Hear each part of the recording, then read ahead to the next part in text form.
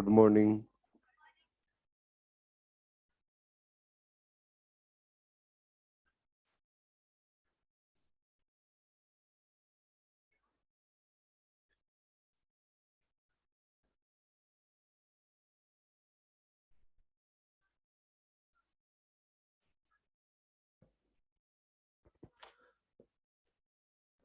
Next point आता है photo periodism. Last class में हमने वर्नलाइजेशन के बारे में बात की थी। वर्नलाइजेशन सभी प्लांट्स को रिक्वायर्ड नहीं होता है फ्लावरिंग के लिए। कुछ ही प्लांट्स को वर्नलाइजेशन रिक्वायर्ड होता है फ्लावरिंग के लिए। जिन प्लांट को लो टेम्परेचर रिक्वायर्ड होता है फ्लावरिंग के लिए, उन्हीं के अंदर वर्नलाइजेशन होगा। रिमेनिंग के अंदर वर्नलाइजेशन नहीं होगा। और जब वर्नलाइजेशन होता है तो एक हाइपोथेटिकल हार्मोन है वो एक्टिवेट होता है और वो एक फ्लावरिंग करवाता है। और बच्चों, उस हाइपोथेटिकल हार्मोन का नाम है वर्नलिन। नेक्स्ट पॉइंट आता है फोटो पीरियोडिज्म। यहाँ पे फोटो मीन्स क्या है? फोटो मीन्स है बच्चे लाइट। फोटो मीन्स क्या है? लाइट। और पीरियोडिज्म मीन्स है period. Light and dark period के ऊपर, लाइट एंड डार्क पीरियड है उसके ऊपर कुछ प्लांट्स की फ्लावरिंग डिपेंड करती है। यानी कुछ प्लांट्स ऐसे भी होते हैं जो फ्लावरिंग है, उस फ्लावरिंग के लिए डिपेंड करते हैं लाइट एंड डार्क पीरियड के ड्यूरेशन पे। लाइट एंड डार्क पीरियड कितना एक्सपोज कर रहे हो आप, उसके ऊपर फ्लावरिंग डिपेंड करेगी। कुछ प्लांट ऐसे होते हैं जिनको फ्लावरिंग करने के लिए लाइट और लाइट बच्चे लॉन्ग टाइम तक चाहिए, मतलब डे की लेंथ चाहिए लॉन्ग, तो उनको नाइट की लेंथ चाहिए क्या? शॉर्ट। आप सभी जानते हो 1 डे 24 आवर्स का होता है। अगर 24 आवर्स का होता है, मैं बोलूं डे की लेंथ अगर लॉन्ग है तो नाइट क्या हो जाएगी? शॉर्ट हो जाएगी। कुछ प्लांट ऐसे होंगे जिनको डे की लेंथ तो चाहिए बच्चे शॉर्ट, लेकिन नाइट, उस नाइट की लेंथ चाहिए लॉन्ग। अगर ये डिपेंड करते हैं लाइट एंड डार्क एक्सपोजर के ऊपर, तो ये बच्चों फ्लावरिंग करने के लिए किसके ऊपर डिपेंड करेंगे? लाइट एंड डार्क पीरियड पे।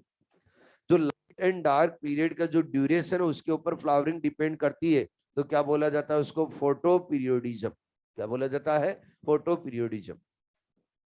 बच्चों, लाइट एंड डार्क पीरियड से क्या इफेक्ट होता है वो समझना है। जब लाइट एंड डार्क पीरियड देते हैं, एक्सपोज करते हैं प्लांट के ऊपर, तो उस प्लांट के अंदर कुछ पिगमेंट प्रेजेंट रहते हैं। वो पिगमेंट एक्टिवेट होते हैं और एक्टिवेट होने के बाद में एक हार्मोन, उस हार्मोन को एक्टिवेट करते हैं। जब वो पिगमेंट एक्टिवेट होगा तभी बच्चों हार्मोन एक्टिवेट होगा। अगर पिगमेंट एक्टिवेट नहीं होगा तो हार्मोन भी एक्टिवेट नहीं होगा।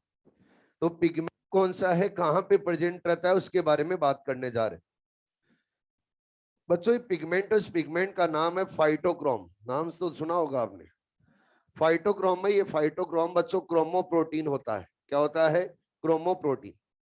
आप लोगों ने क्रोमोप्रोटीन भी पढ़ रखा। अगर कलरफुल प्रोटीन है तो क्या बोला जाता है? क्रोमोप्रोटीन। जब बच्चों फाइटोक्रोमस, फाइटोक्रोम पिगमेंट है, उस फाइटोक्रोम पिगमेंट के ऊपर लाइट आती है, तो ये क्या रिसीव करेगा? क्या light and dark period receive करेगा। लेकिन पहला पॉइंट ये देखना है कि ये कहां पे लोकेट होता है। तो ये लोकेट होता है बच्चे सेल मेम्ब्रेन पे। Located on cell, cell membrane. Cell की जो सेल मेम्ब्रेन होती है, और किसकी cell membrane? Located on leaf cell membrane. Leaf cell, cell membrane. जो लीफ है, उस लीफ की जो सेल होती है उसकी सेल मेम्ब्रेन के ऊपर लोकेटेड रहता है कौन सा पिगमेंट बच्चे? फाइटोक्रोम। और ये फाइटोक्रोम है, phytochrome light and dark period को रिसीव करता है। तो मैं बोलूंगा receive light and dark period. जब ये लाइट एंड डार्क पीरियड को रिसीव करेगा तो फिर बच्चे ये फाइटोक्रोम एक्टिवेट होगा। और जब फाइटोक्रोम एक्टिवेट होता है तो फिर एक हाइपोथेटिकल हार्मोन भी एक्टिवेट होता है। और उस हाइपोथेटिकल हार्मोन का नाम आप लोगों को याद रखना है, एक्टिवेटेड हार्मोन। और उस हार्मोन का नाम है फ्लोरिजन। कौन सा है बच्चे? फ्लोरिजन। फ्लोरिजन हार्मोन है वो एक्टिवेट हो जाता है। अगर बच्चों फ्लोरिजन हार्मोन एक्टिवेट हो जाता है तो हमें फ्लावर्स का फॉर्मेशन करना है। तो फ्लोरिजन लीफ के ऊपर तो फ्लावर बनाने से रहा, तो लीफ और लीफ से बच्चे मूवमेंट करता हुआ जाता है सूट एपेक्स पे। कहां जाएगा? सूट एपेक्स पे। और सूट एपेक्स पे जाके फ्लावर का डेवलपमेंट करेगा। यानी अब ये फ्लोरिजन अगर एक्टिवेट हो गया है तो एक्टिवेट होने के बाद में ट्रांसफर होता है, और ट्रांसफर होता है, और ट्रांसफर कहां से होता है? Transfer from leaf to shoot apex. Shoot apex में जाके फिर क्या करवा देगा? फ्लावरिंग। आप मुझे बताओ, जब भी आपको फ्लोरिजन हार्मोन को एक्टिवेट करना है तो सबसे पहले क्या फाइटोक्रोम को एक्टिवेट करना पड़ेगा? और फाइटोक्रोम कहाँ रहता है? क्या लीफ और लीफ की सेल मेम्ब्रेन पे। और ये फाइटोक्रोम क्या करेगा बच्चे? लाइट एंड डार्क पीरियड है उसको करेगा रिसीव, और जब रिसीव करेगा तभी ये एक्टिवेट होता है, और जब एक्टिवेट होगा तभी बच्चे ये रिलीज होके कहाँ जाएगा? सूट एपेक्स पे, और तभी क्या हो पाएगी? फ्लावरिंग। अब बच्चों अगर फाइटोक्रोम और फाइटोक्रोम के टाइप देखें तो फाइटोक्रोम 2 टाइप के होते हैं। कितने टाइप के? 2 टाइप के। 2 टाइप्स के होते हैं। एक फाइटोक्रोम का नाम है फाइटोक्रोम रेड। क्या नाम है? Phytochrome red. और ये फाइटोक्रोम रेड है, इसको बच्चे शॉर्ट में बोला जाता है पीआर। सेकंड वो है बच्चे फाइटोक्रोम फार रेड। कौन सा है? Phytochrome far red. और ये जो फाइटोक्रोम फार रेड है, इसको शॉर्ट में डिनोट किया जाता है पीएफआर। और दोनों फाइटोक्रोम इंटर कन्वर्टेबल होते हैं। दोनों के दोनों फाइटोक्रोम क्या होते हैं? Inter convertible. इधर ही ध्यान रखना। जब बच्चों रेड लाइट आती है तो रेड लाइट आने पे फाइटोक्रोम रेड है वो एक्टिवेट होता है, और एक्टिवेट होते ही तुरंत ये phytochrome red phytochrome far red में कन्वर्ट होने लगता है। जब बच्चों फार रेड लाइट आती है तो फार रेड लाइट आने पर ये फाइटोक्रोम फार रेड है, ये एक्टिवेट होगा, और एक्टिवेट होकर तुरंत कन्वर्ट होने लगता है किसके अंदर? फाइटोक्रोम रेड में। हेलो। जब बच्चों हम लाइट एंड डार्क पीरियड है उसकी ड्यूरेशन के बेसिस पे प्लांट्स उन प्लांट्स के अंदर फ्लावरिंग देखें तो उसके बेसिस में हमने प्लांट से उनको 2 टाइप में डिवाइड किया है। एक तो ऐसे प्लांट होंगे जिनको डे की लेंथ लॉन्ग चाहिए फ्लावरिंग करने के लिए। जिन प्लांट को डे की लेंथ लॉन्ग चाहिए फ्लावरिंग के लिए उन प्लांट को बोला गया है लॉन्ग डे प्लांट। क्या नाम दिया गया है? Long day plant. जिन प्लांट को नाइट तो चाहिए बच्चे लॉन्ग और डे की लेंथ चाहिए शॉर्ट फ्लावरिंग के लिए, उन प्लांट्स को बोला गया है शॉर्ट डे प्लांट। क्या बोला गया है? Short day plant. अब देखो, मैं बोलता हूं फाइटोक्रोम रेड है, ये फाइटोक्रोम रेड, और दूसरा कौन सा है? Phytochrome far red. बच्चों दोनों के दोनों क्या इंटर कन्वर्टेबल है? अरे दोनों क्या है? Inter convertible. मैंने बोला डे टाइम है। अगर बच्चों डे टाइम है तो डे के अंदर लाइट आती है रेड। कौन सी लाइट आती है? रेड। जब डे टाइम में रेड लाइट आएगी तो फिर रेड लाइट आने पर ये फाइटोक्रोम रेड होगा एक्टिवेट। रेड लाइट आने पे फाइटोक्रोम रेड क्या हो जाएगा? एक्टिवेट। और जब भी फाइटोक्रोम रेड एक्टिवेट होता है तो तुरंत ये कन्वर्ट होने लगता है फाइटोक्रोम फार रेड में। बच्चों रेड लाइट की अगर वेवलेंथ देखेंगे तो अप्रोक्सीमेट बोला जाता है 660 नैनोमीटर। क्या बच्चे? 660 नैनोमीटर। मैंने बोला डे की लेंथ, और डे की लेंथ लॉन्ग है। डे की लेंथ क्या है? लॉन्ग। अगर डे की लेंथ लॉन्ग है तो प्लांट के अंदर कौन सा फाइटोक्रोम ज्यादा मिलेगा? फाइटोक्रोम रेड या फाइटोक्रोम फार रेड? फाइटोक्रोम फार रेड। रेड नहीं मिलेगा ज्यादा अमाउंट में, क्या मिलेगा? Phytochrome far red. क्यों? उसके पीछे रीजन आपको मैंने बोला है इंटर कन्वर्टेबल होते। तो जब भी रेड लाइट आएगी तो फाइटोक्रोम रेड एक्टिवेट होके किसके अंदर कन्वर्ट हो जाएगा? Phytochrome far red. और हमने बोला डे की लेंथ लॉन्ग है। अगर डे की लेंथ लॉन्ग है तो बच्चों ज्यादा क्या बनेगा? Phytochrome far red. और जब भी प्लांट्स के अंदर लॉन्ग डे प्लांट और लॉन्ग डे प्लांट के अंदर फाइटोक्रोम फार रेड ज्यादा बनता है तो उनके अंदर क्या हो जाती है? फ्लावरिंग। तो बच्चे फ्लावरिंग और फ्लावरिंग के लिए लॉन्ग डे प्लांट के अंदर ज्यादा क्या फॉर्म होना जरूरी है? क्या? Phytochrome far red. कहने का मतलब इन प्लांट्स को, ये जो लॉन्ग डे प्लांट है, लॉन्ग डे प्लांट को फ्लावरिंग करने के लिए डे की लेंथ शॉर्ट चाहिए लॉन्ग चाहिए? लॉन्ग। जब डे की लेंथ लॉन्ग रहेगी तभी इसके अंदर फाइटोक्रोम फार रेड ज्यादा बनेगा, और फाइटोक्रोम फार रेड ज्यादा बनेगा तभी क्या हो पाएगी इसके अंदर? फ्लावरिंग। क्लियर? बच्चों नाइट है, उस नाइट के अंदर भी लाइट आती है, और नाइट के अंदर जो लाइट आती है वो है फार रेड। कौन सी आती है? Far red. अगर नाइट के अंदर फार रेड लाइट आती है तो बताइए, अगर मैं बोलूं नाइट है, उस नाइट लॉन्ग है, नाइट क्या है? लॉन्ग। अगर बच्चों नाइट लॉन्ग रहेगी तो क्या फाइटोक्रोम फार रेड है, उसके ऊपर फार रेड लाइट आएगी तो ये भी एक्टिवेट होगा, और एक्टिवेट होके तुरंत कन्वर्ट होने लगता है किसके अंदर? फाइटोक्रोम रेड में। जब भी फार रेड लाइट आएगी और far red light long time तक डाल रहे हैं तो फाइटोक्रोम फार रेड किसके अंदर कन्वर्ट होगा? फाइटोग्राम रेड में। मैंने बोला डे तो है शॉर्ट और बच्चों नाइट है लॉन्ग। डे तो क्या है शॉर्ट और नाइट है लॉन्ग। अगर बच्चों डे शॉर्ट है और नाइट लॉन्ग है तो प्लांट के अंदर कौन सा फाइटोग्राम ज्यादा बनेगा, फाइटोग्राम फार रेड या फाइटोग्राम रेड? फाइटोग्राम रेड, क्योंकि फार रेड लाइट आने पे फाइटोग्राम फार रेड कन्वर्ट होने लगता है फाइटोग्राम रेड में। बच्चों शॉर्ट डे प्लांट है, उन शॉर्ट डे प्लांट के अंदर फ्लावरिंग को प्रमोट करने वाला जो फाइटोग्राम होता है वो कौन सा होता है, फाइटोग्राम रेड। जब फाइटोग्राम फार रेड से फाइटोग्राम रेड की अमाउंट शॉर्ट डे प्लांट के अंदर ज्यादा रहेगी तभी उनके अंदर फ्लावरिंग हो पाएगी। यानी शॉर्ट डे प्लांट के अंदर फ्लावरिंग के लिए रिस्पॉन्सिबल कौन होता है, क्या मैं बोल सकता हूं फाइटोग्राम रेड? लॉन्ग डे प्लांट के अंदर फ्लावरिंग के लिए रिस्पॉन्सिबल होता है क्या फाइटोग्राम फार रेड? जब बच्चों मैं बोलूंगा फाइटोग्राम रेड की अमाउंट फाइटोग्राम फार रेड से ज्यादा होगी तभी शॉर्ट डे प्लांट के अंदर फ्लावरिंग होगी। जब मैं बोलूं लॉन्ग डे प्लांट की बात करूं तो लॉन्ग डे प्लांट में तभी फ्लावरिंग होगी जब फाइटोग्राम रेड से फाइटोग्राम फार रेड की अमाउंट क्या रहेगी, हाई। अरे क्लियर बच्चों? इनमें से दोनों में से जो मोर स्टेबल होता है वो मोर स्टेबल कौन होता है, फाइटोग्राम फार रेड। याद रखना मोर स्टेबल कौन होता है, फाइटोग्राम फार रेड। और फार रेड की लाइट का अगर वेवलेंथ देखोगे तो 730 नैनोमीटर होती है। कितनी होती है, 730 नैनोमीटर। अरे क्लियर, ये पॉइंट क्लियर है ना? अरे बोलो। एक वर्ड आता है बच्चे क्रिटिकल फोटो पीरियड। क्या आता है, critical photo period. Critical photo period क्या होता है इसके बारे में समझते हैं। क्रिटिकल फोटो पीरियड को समझने के लिए एक एग्जांपल लेंगे और उस एग्जांपल से समझेंगे।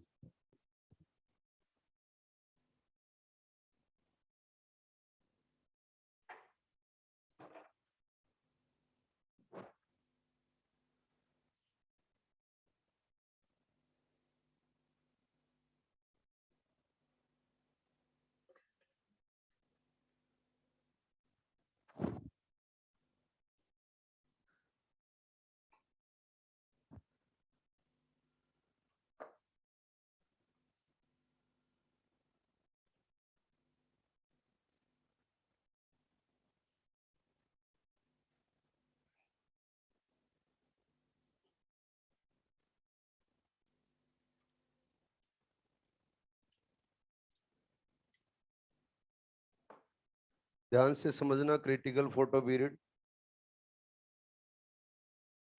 अगर क्रिटिकल फोटो पीरियड समझ में आ गया आपको तो इसमें कोई प्रॉब्लम नहीं आएगी। बच्चों क्रिटिकल फोटो पीरियड समझने के लिए हम 3 प्लांट ले रहे हैं। एक प्लांट को नाम दे रहे हैं ए, दूसरे प्लांट को नेम दे रहे हैं बच्चे बी, और थर्ड प्लांट को नेम दे रहे हैं सी। ध्यान से सुनते जाए। मैंने सबसे पहले ए और बी प्लांट को लिया और दोनों प्लांट को बच्चे 20 आवर्स तक लाइट दी। कितने आवर्स तक, 20 आवर्स। 20 आवर्स लाइट दी तो प्लांट ए के अंदर फ्लावरिंग हो रही थी लेकिन प्लांट बी के अंदर फ्लावरिंग नहीं हो रही थी।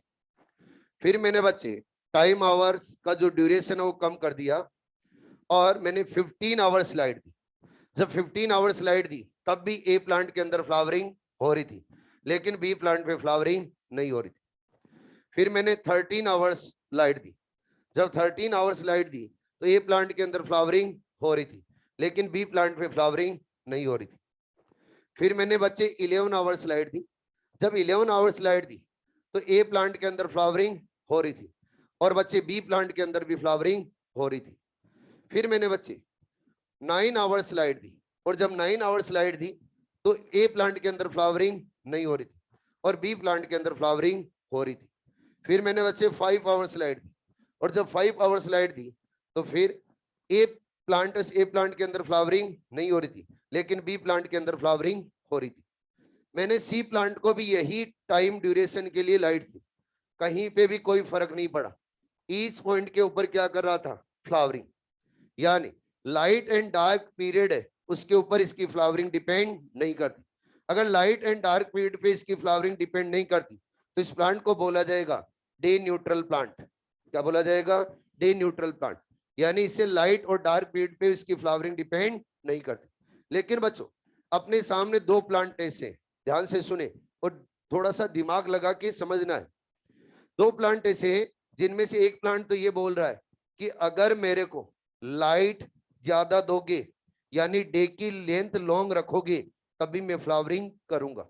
दूसरा प्लांट ये बोल रहा है कि मैं फ्लावरिंग तभी करूंगा जब डे तो हो शॉर्ट और नाइट हो लॉन्ग, यानी डार्क पीरियड मेरे को क्या चाहिए, लॉन्ग, और बच्चों लाइट पीरियड क्या चाहिए, शॉर्ट।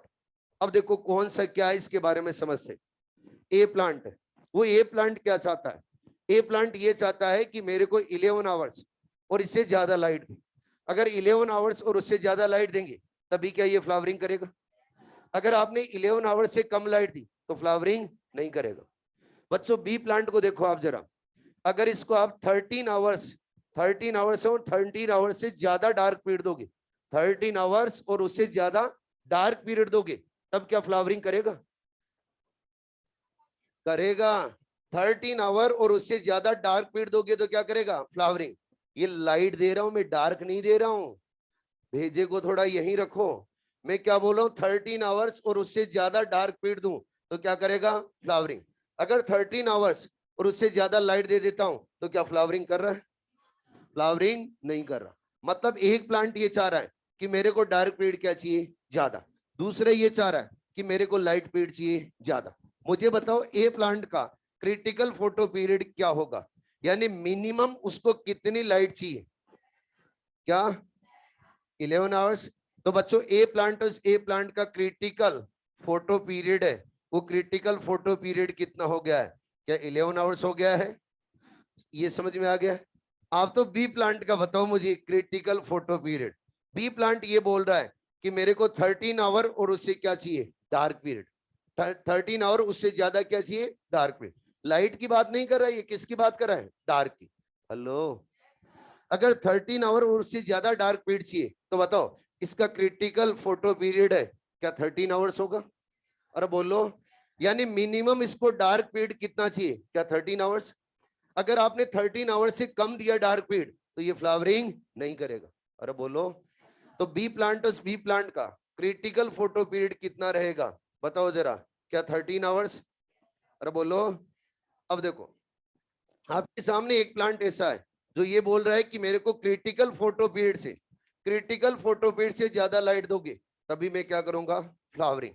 दूसरा प्लांट ये बोल रहा है कि मेरे को क्रिटिकल फोटो पीरियड से कम लाइट दोगे तभी मैं फ्लावरिंग करूंगा। अगर क्रिटिकल फोटो पीरियड से ज्यादा लाइट दे दी तो मैं फ्लावरिंग नहीं करूंगा। जो बच्चों ये बोल रहा है कि क्रिटिकल फोटो पीरियड से ज्यादा लाइट चाहिए तो क्या उसको डे की लेंथ लॉन्ग चाहिए। अगर उसको डे की लेंथ लॉन्ग चाहिए तो इस प्लांट को क्या बोला जाए, लॉन्ग डे प्लांट। दूसरा प्लांट ये होगा जो ये बोल रहा है कि मेरे को क्रिटिकल फोटो पीरियड से कम लाइट चाहिए। अगर क्रिटिकल फोटो पीरियड से कम लाइट चाहिए तो बताओ उसको डे की लेंथ शॉर्ट चाहिए, लॉन्ग चाहिए, शॉर्ट। तो क्या नाइट लॉन्ग चाहिए। अगर डे शॉर्ट चाहिए तो उसको बोला जाएगा शॉर्ट डे प्लांट। तो ध्यान रखना, क्रिटिकल फोटो पीरियड से अबव लाइट देने पे अगर फ्लावरिंग हो रही है तो प्लांट को क्या बोला जाएगा, long day plant. Critical photo period से बिलो लाइट देने पे अगर फ्लावरिंग हो रही है तो क्या बोला जाएगा, शॉर्ट डे प्लांट। और अगर बच्चों कोई क्रिटिकल फोटो पीरियड नहीं है, कोई सी भी लाइट दे दो, कितने आवर्स के लिए लाइट दे दो, कितने आवर्स के लिए डार्क दे दो, फ्लावरिंग हो जाए तो क्या बोला जाएगा, डे न्यूट्रल प्लांट। क्लियर है, अरे ये पॉइंट क्लियर है क्या। एक एक करके सभी के बारे में बात करते हैं। सबसे पहले बात कर रहे हैं बच्चे शॉर्ट डे प्लांट के बारे में। कौन से, short day plant. Short day plant है तो डेज को क्या चाहिए, शॉर्ट, तो नाइट क्या होगी, लॉन्ग। तो इसको बोल दिया जाएगा लॉन्ग नाइट प्लांट। क्या बोला जाएगा, लॉन्ग नाइट प्लांट। मैं बच्चों आपके सामने 24 आवर्स का ड्यूरेशन रख रहा हूं। ये कितने आवर्स का ड्यूरेशन है, 24 आवर्स। यानी टोटल ये जो ड्यूरेशन है कितना है, 24 आवर्स। अब 24 आवर्स है, मैंने बोला ये इस प्लांट का क्रिटिकल फोटो पीरियड है। क्या बच्चे, क्रिटिकल फोटो पीरियड। आप तो मुझे बताइए शॉर्ट डे प्लांट को क्रिटिकल फोटो पीरियड से अबाउ लाइट चाहिए या बिलो। अरे क्रिटिकल फोटो पीरियड से अबाउ लाइट चाहिए, बिलो चाहिए, बिलो। कहने का मतलब क्या इसको क्रिटिकल फोटो पीरियड है उससे ज्यादा डार्क चाहिए, अरे बोलो। तो मैंने ये क्या रखा है, डार्क। ये पूरा का पूरा पार्ट क्या है बच्चे, डार्क। ये डार्क पार्ट है। अगर ये डार्क पार्ट है तो ये रिमेनिंग क्या होगा, क्या बच्चे, लाइट होगा। लाइट है तो मतलब ये क्या है, डे, और ये क्या है, नाइट। अरे ठीक है। अब बच्चों डे टाइम में कौन सी लाइट आती है, क्या रेड आती है। और जब रेड लाइट आती है तो फाइटोग्राम रेड है वो एक्टिवेट होता है तो किसके अंदर कन्वर्ट होगा, क्या फाइटोग्राम फार रेड में, अरे बोलो। जब बच्चों डार्क होगा तो डार्क, उस डार्क के अंदर फार रेड लाइट आती है तो फाइटोग्राम फार रेड बच्चे कन्वर्ट होने लगता है फाइटोग्राम रेड। अब देखो ये जो प्लांट है उस प्लांट के अंदर 24 आवर्स में मैक्सिमम पीरियड कौन सा है? डार्क। अरे कौन सा है? डार्क। अगर मैक्सिमम पीरियड डार्क है तो बताओ इस प्लांट के अंदर कौन से फाइटोग्राम की अमाउंट हाई रहेगी? रेड, फाइटोग्राम रेड की या फाइटोग्राम फार रेड की? फाइटोग्राम रेड की। और जब फाइटोग्राम रेड शॉर्ट डे प्लांट के अंदर फॉर्म होगा मोर अमाउंट में तो फ्लावरिंग होगी बच्चे प्रमोट। यानी फाइटोग्राम रेड शॉर्ट डे प्लांट के अंदर फ्लावरिंग को क्या करता है? प्रमोट। जब बच्चे मैं बात करूं फाइटोग्राम फार रेड की, मैं अगर शॉर्ट डे प्लांट के अंदर फाइटोग्राम रेड से फाइटोग्राम फार रेड की अमाउंट हाई कर देता हूं तो क्या फ्लावरिंग हो पाएगी? नहीं। कहने का मतलब phytochrome far red short day plant के अंदर फ्लावरिंग है, उस फ्लावरिंग को कर देता है बच्चे इनहिबिट। अरे क्या कर देता है? इनहिबिट। अरे ठीक है। अब बच्चों शॉर्ट डे प्लांट के अंदर फ्लावरिंग तभी होगी जब फाइटोग्राम रेड एंड फाइटोग्राम फार रेड है इसका रेशियो मोर देन 1 होगा। दोनों का अगर रेशियो मोर देन 1 होगा तभी फ्लावरिंग होगी। क्या समझ में आया पॉइंट? अगर बच्चे फाइटोग्राम रेड की अमाउंट ज्यादा होगी तभी फ्लावरिंग हो पाएगी, और फाइटोग्राम रेड की अमाउंट जब हाई होगी फाइटोग्राम फार रेड से तभी मोर देन 1 रहेगा रेशियो, और जब मोर देन 1 रहेगा रेशियो तभी फ्लावरिंग हो पाएगी शॉर्ट डे प्लांट में। क्लियर? अगला पॉइंट, शॉर्ट डे प्लांट के अंदर फ्लावरिंग तभी होती है अगर आप नाइट उस नाइट को लॉन्ग रख रहे हो और नाइट उस नाइट को बिना कोई डिस्टरबेंस के रख रहे हो, यानी अनइंटरप्टेड नाइट होनी चाहिए, यानी विदाउट डिस्टरबेंस के लाइट नाइट होनी चाहिए। विदाउट डिस्टरबेंस का मतलब क्या है? आप बीच के अंदर प्लांट को लाइट नहीं प्रोवाइड कराओगे। अगर आपने नाइट टाइम के अंदर फ्लैश ऑफ लाइट दे दी तो फिर शॉर्ट डे प्लांट के अंदर फ्लावरिंग क्या हो जाएगी? इनहिबिट। उसका भी एग्जांपल लेंगे तो आप जब पढ़ोगे एनसीईआरटी के अंदर और अपने मॉड्यूल के अंदर तो लिखा हुआ मिलेगा कि शॉर्ट डे प्लांट और शॉर्ट डे प्लांट तभी फ्लावरिंग करेंगे जब नाइट अनइंटरप्टेड हो। कहने का मतलब नाइट के अंदर कोई डिस्टरबेंस नहीं होना चाहिए। अगर आप नाइट को डिस्टर्ब कर दोगे शॉर्ट डे प्लांट की तो फिर फ्लावरिंग नहीं होगी। ये भी समझाऊंगा लेकिन ये पॉइंट बता रहा हूं आपको। क्लियर है? आगे बात करें तो बच्चे आपसे एक क्वेश्चन पूछूं कि शॉर्ट डे प्लांट और लॉन्ग डे प्लांट आपके सामने लिखा हुआ है। Short day plant and long day plant को साइमल्टेनियसली मैं कितने आवर्स लाइट दूं कि दोनों में एक साथ में फ्लावरिंग हो जाए? 11 आवर्स या 12 आवर्स? सोच समझ के दो आंसर। 11 आवर्स या 12 आवर? देखो थोड़ा सा दिमाग लगाओ। इसको 13 आवर्स और उससे क्या चाहिए? ज्यादा डार्क पीरियड। यस और नो? 13 आवर और उससे ज्यादा क्या चाहिए? Dark period. यानी 12 आवर्स अगर इसको लाइट दोगे तो भी क्या इसके अंदर फ्लावरिंग हो जाएगी? अरे बोलो। और इसको भी अगर 12 आवर दोगे तो क्या फ्लावरिंग हो जाएगी? तो साइमल्टेनियसली दोनों प्लांट के अंदर long day and short day plant में अगर 12 आवर्स हम लाइट देंगे तो दोनों के अंदर क्या हो जाएगी? फ्लावरिंग। क्लियर है? अब देखो अगला पॉइंट समझो। ये जो मैंने आपको समझाया है ये कोई फिक्स नहीं होता है। आप critical photo period long day plant का 11 आवर्स लेके मत बैठ जाना, वेरी करता है प्लांट टू प्लांट। ये एग्जाम्पल लेके समझाया मैंने, ठीक है? और जब मैं शॉर्ट डे प्लांट की बात करूंगा तो आप 13 आवर्स लेके मत बैठ जाना। ये आपको समझाने के लिए एग्जाम्पल लिया गया है कि क्रिटिकल फोटो पीरियड क्या होता है। अरे ठीक है, चलते हैं आगे और बात करते हैं लॉन्ग डे प्लांट के बारे में। शॉर्ट डे प्लांट के कुछ एग्जांपल्स मिलेंगे, आप जब पढ़ोगे तो लर्न कर लेने।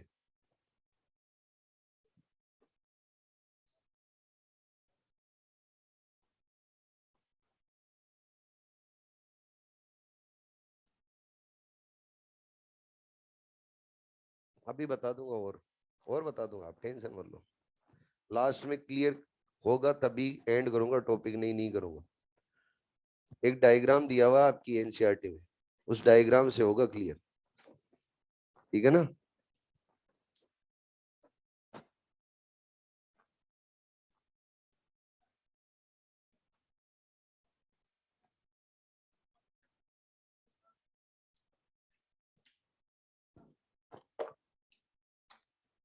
लॉन्ग डे प्लांट, ये बच्चे हमने 24 आवर्स डे लेंथ रखी है और 24 आवर्स डे लेंथ में हमने ये रखा है critical photo period. Critical photo period को मैं लिख रहा हूं CPP। क्या लिख रहा हूं? CPP।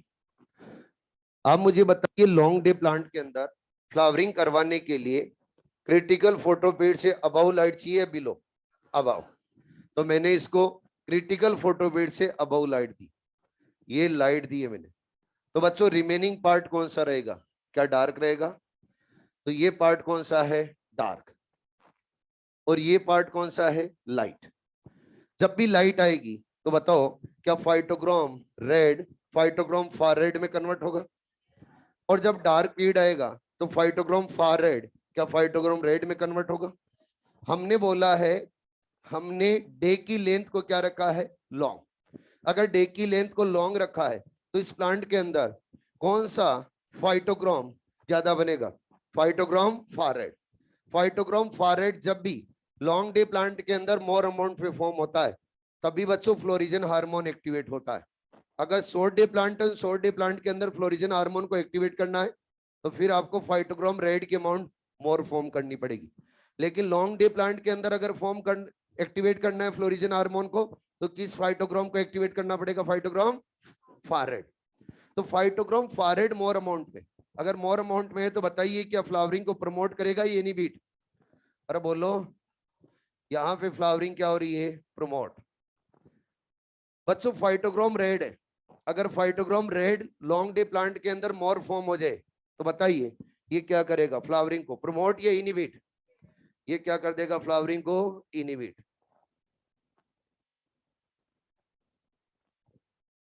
फाइटोग्राम far red and phytochrome red का अगर रेशियो मोर देन 1 होगा तभी बच्चे लॉन्ग डे प्लांट के अंदर फ्लावरिंग होगी। अगर फाइटोग्राम फार रेड एंड रेड का रेशियो मोर देन 1 होगा तभी लॉन्ग डे प्लांट के अंदर फ्लावरिंग होगी। अगर लेस देन 1 हो जाएगा रेशियो तो फिर बच्चे लॉन्ग डे प्लांट के अंदर फ्लावरिंग नहीं होगी। अरे क्लियर बच्चों? अब हम इसके भी आपको एग्जांपल्स मिलेंगे कुछ लर्न करने। स्पेशल पॉइंट ले रहे हैं, स्पेशल पॉइंट के अंदर क्या है वो पहले ही बता देता हूं। हम long day plant and short day plant की नाइट को सबसे पहले डिस्टर्ब करेंगे, नाइट को डिस्टर्ब करेंगे। अगर नाइट को डिस्टर्ब करना है तो क्या करना है? क्या नाइट के अंदर लाइट देनी है प्लांट को? अरे बोलो, तो सबसे पहले हम क्या दे रहे हैं? Flash of light. तो बोलूंगा provide flash of light during night.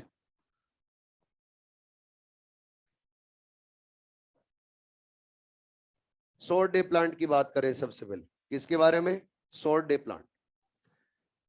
Short day plant और शॉर्ट डे प्लांट को समझने के लिए हमने पहले भी 24 आवर्स डे लेंथ लिया था, उसमें क्रिटिकल फोटो पीरियड से अबव लाइट दी थी या बिलो? अरे क्रिटिकल फोटो पीरियड से बिलो लाइट दी थी या अबव? बिलो। बिलो लाइट दी थी तो ये लीजिए बिलो लाइट। तो ये तो कौन सा पीरियड है? Light period. और ये कौन सा पीरियड है बच्चे? डार्क। डार्क है और बच्चों कंटिन्यूअस डार्क पीरियड है। तो मुझे बताओ डे टाइम में क्या बनता है? क्या फाइटोग्राम रेड से फाइटोग्राम फार रेड बनता है?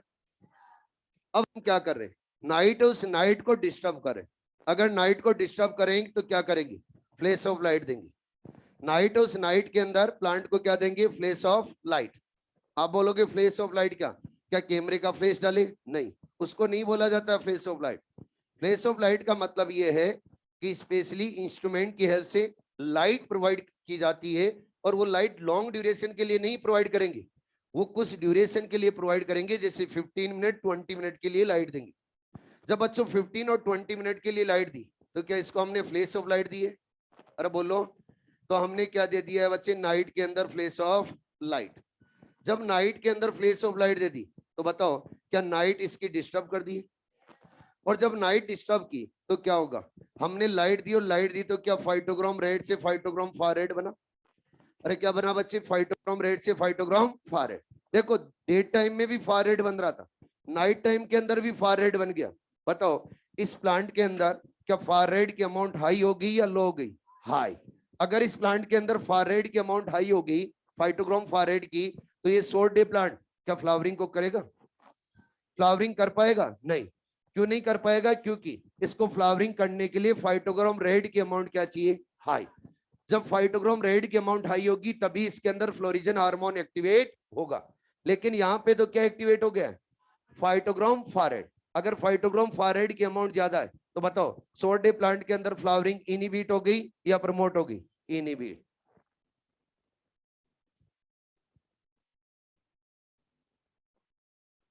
नेक्स्ट लॉन्ग डे प्लांट की भी बात कर लेते हैं।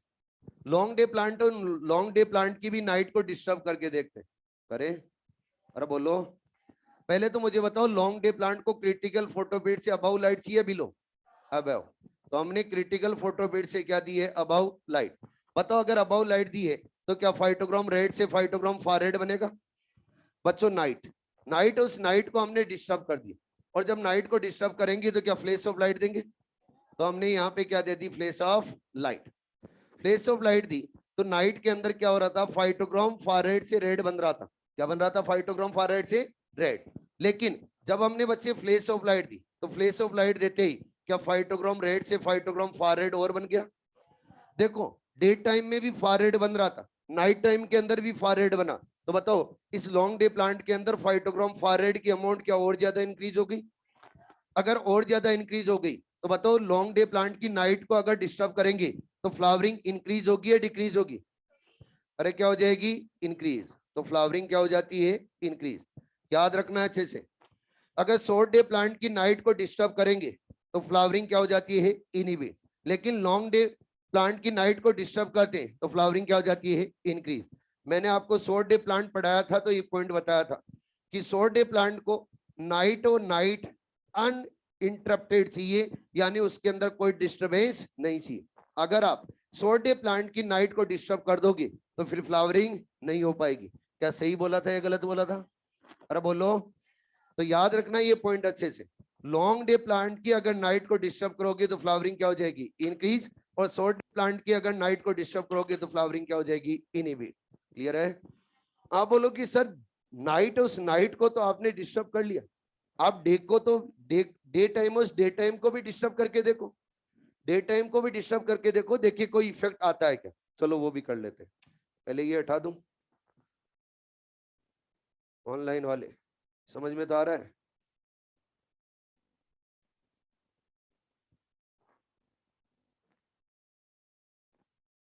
शॉर्ट डे प्लांट एट, अरे flowering night at, night day नहीं होता है। आप क्या सोच रहे हो, शॉर्ट डे प्लांट जब भी फ्लावर बनाएंगे नाइट में बनाएंगे, वो नहीं है। यहाँ पे मतलब है ड्यूरेशन का, यानी अगर उसको ड्यूरेशन और ड्यूरेशन, लाइट ड्यूरेशन कम मिलेगा तभी फ्लावरिंग करेगा, मतलब डार्क ड्यूरेशन उसको क्या चाहिए, ज्यादा। कई सोच लेते हैं कि वो डे टाइम में फ्लावरिंग करेगा, नाइट टाइम के अंदर फ्लावरिंग नहीं करेगा, उससे क्या लेना देना। बच्चे तो बच्चे होते हैं।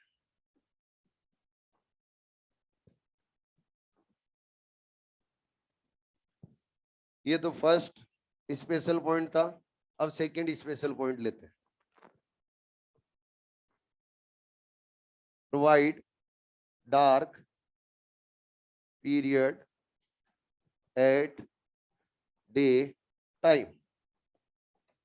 डे टाइम और डे टाइम में हम डार्क पीरियड दे रहे हैं। सबसे पहले किसको देंगे बच्चे, short day plant. Short day plant और शॉर्ट डे प्लांट को फ्लावरिंग करने के लिए क्रिटिकल फोटो पीरियड से अबव लाइट चाहिए, बिलो चाहिए, क्या चाहिए, बिलो। तो ये पूरा क्या है बच्चे, डार्क पीरियड। और ये क्या है, लाइट। लाइट पीरियड है, मतलब ये क्या डे टाइम है, और ये कौन सा है बच्चे, नाइट। हम क्या कर रहे हैं, क्या डे को डिस्टर्ब करने जा रहे हैं। अगर डे को डिस्टर्ब करने जा रहे हैं तो डे के अंदर शॉर्ट के अंदर क्या दे रहे हैं, डार्क। लॉन्ग टाइम के लिए नहीं दे रहे, शॉर्ट टाइम के लिए। ये शॉर्ट टाइम के लिए हमने क्या दिया यहां पर, डार्क। अब जब शॉर्ट टाइम के लिए डार्क देंगे तो बताओ क्या फाइटोग्राम फार रेड से रेड बनेगा, नहीं, कभी नहीं। शॉर्ट टाइम के लिए अगर आप डार्क पीरियड दोगे तो फाइटोग्राम फार रेड में कन्वर्ट नहीं होता है, क्योंकि फाइटोग्राम फार रेड मोर स्टेबल होता है, मोर स्टेबल होता है। इसीलिए फाइटोग्राम फार रेड को कंटिन्यूअस डार्क पीरियड चाहिए। अगर आप कंटिन्यूअस लॉन्ग टाइम के लिए डार्क पीरियड नहीं दोगे तो फाइटोग्राम फार रेड में कन्वर्ट नहीं होता। हम यहाँ पे शॉर्ट टाइम के लिए डार्क पीरियड दे रहे हैं, और अगर शॉर्ट टाइम के लिए डार्क पीरियड दे रहे तो फाइटोग्राम फाइटोग्राम रेड में कन्वर्ट नहीं होगा। अगर नहीं होगा तो बताओ क्या शॉर्ट डे प्लांट के अंदर डार्क डे टाइम में डार्क पीरियड देने पे फ्लावरिंग के अंदर कोई चेंज होगा? अरे बोलो। तो बोलूंगा नो चेंज इन फ्लावरिंग के अंदर कोई चेंज नहीं होगा। लॉन्ग डे प्लांट की बात करें तो क्या लॉन्ग डे प्लांट में भी ऐसा ही होगा? जैसा शॉर्ट डे प्लांट के अंदर हुआ है, डे टाइम को डिस्टर्ब करोगे आप डार्क पीरियड देके तो वहां पे भी फाइटोग्राम फार रेड में कन्वर्ट नहीं होगा। अगर नहीं होगा तो उनकी भी फ्लावरिंग पे कोई इफेक्ट नहीं पड़ेगा। तो क्लियर हो गया है कि अगर आप डार्क पीरियड देख के उन प्लांट्स की डे टाइम को अगर डिस्टर्ब करते हो तो फ्लावरिंग पे कोई इफेक्ट नहीं पड़ता, क्योंकि फाइटोग्राम फारेड मोर स्टेबल होता है, उसको डार्क पीरियड लॉन्ग टाइम के लिए चाहिए होता है एक्टिवेट होने के लिए। जब आप डार्क पीरियड लॉन्ग टाइम के लिए दोगे तभी फाइटोग्राम फारेड एक्टिवेट होके किस में कन्वर्ट होने लगता है? फाइटोग्राम रेड में। लेकिन फाइटोग्राम रेड है ये लेस स्टेबल होता है, तो इसको आप शॉर्ट के अंदर ही अगर लाइट दोगे तो तुरंत ही एक्टिवेट होके किस में कन्वर्ट होने लगता है? फाइटोग्राम फारेड में। क्लियर है? चलिए कुछ क्वेश्चन पूछे जाते हैं एग्जाम में, उनके बारे में भी बात कर लेते। तैयार हो? अरे बोलो। ये तो मैं बच्चे यहाँ इधर दूंगा लाइट, क्या दूंगा? लाइट। यहाँ पे ये है लॉन्ग डे प्लांट और यहाँ पर है शॉर्ट डे प्लांट। मैंने सबसे पहले लाइट दी है, वो दी है रेड। कौन सी दी है? रेड। और फिर दी है फार रेड। पहले लाइट कौन सी दी है? रेड। और फिर कौन सी दी है? फार रेड। बताओ अगर इसके अंदर फार रेड लाइट दी है तो ज्यादा क्या बनेगा इसके अंदर? पहले रेड दी और फिर क्या दिया मैंने? Far red. जो एंड में दी जाती है उसके बारे में ही सोचा जाता है, जो एंड में दी जाती है उसके बारे में ही सोचा जाता है। फार रेड दी तो फार रेड वो किसको एक्टिवेट करता है? फाइटोग्राम फार रेड को। और ये फाइटोग्राम फार रेड को एक्टिवेट करेगा तो क्या फाइटोग्राम रेड बनेगा? इसके अंदर भी क्या बन रहा है? फाइटोग्राम रेड। और इसके अंदर भी क्या बन रहा है? फाइटोग्राम रेड। बताओ किसके अंदर फ्लावरिंग होगी? अरे बोलो। शॉर्ट डे प्लांट या long day plant? Short day plant. तो शॉर्ट डे प्लांट के अंदर फ्लावरिंग हो जाएगी, लॉन्ग डे प्लांट के अंदर फ्लावरिंग नहीं होगी।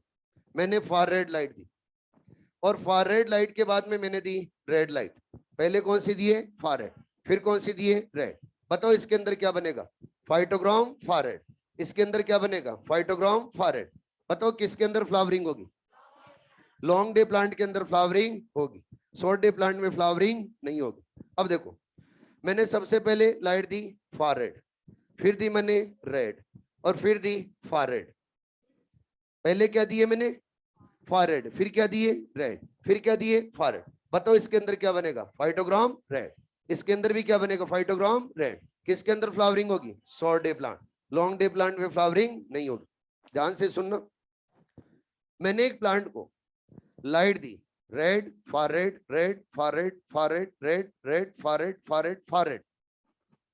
ध्यान से, क्या बोला है मैंने लास्ट में? Far red. बताइए कौन से प्लांट के अंदर फ्लावरिंग होगी? शॉर्ट डे प्लांट या long day plant? Short day plant. कुछ नहीं करना है आपको, जो लास्ट में लाइट दे उसको देखना है। बस कंफ्यूज करने के लिए बहुत सारे नेम लिख दिए जाएंगे, red far red red far red red far red red far red far red red, फिर लास्ट में रेड आ रहा है तो समझ जाना है फाइटोग्राम रेड किस में कन्वर्ट होगा? फाइटोग्राम फार रेड में। और फार रेड है, फाइटोग्राम फार रेड है, वो किस में फ्लावरिंग को प्रमोट करता है? लॉन्ग डे प्लांट में। क्लियर? इसी के साथ फोटो पीरियोडिज्म होता है कंप्लीट। नेक्स्ट आता है सीड डोरमेंसी। क्या आता है? Seed dormancy.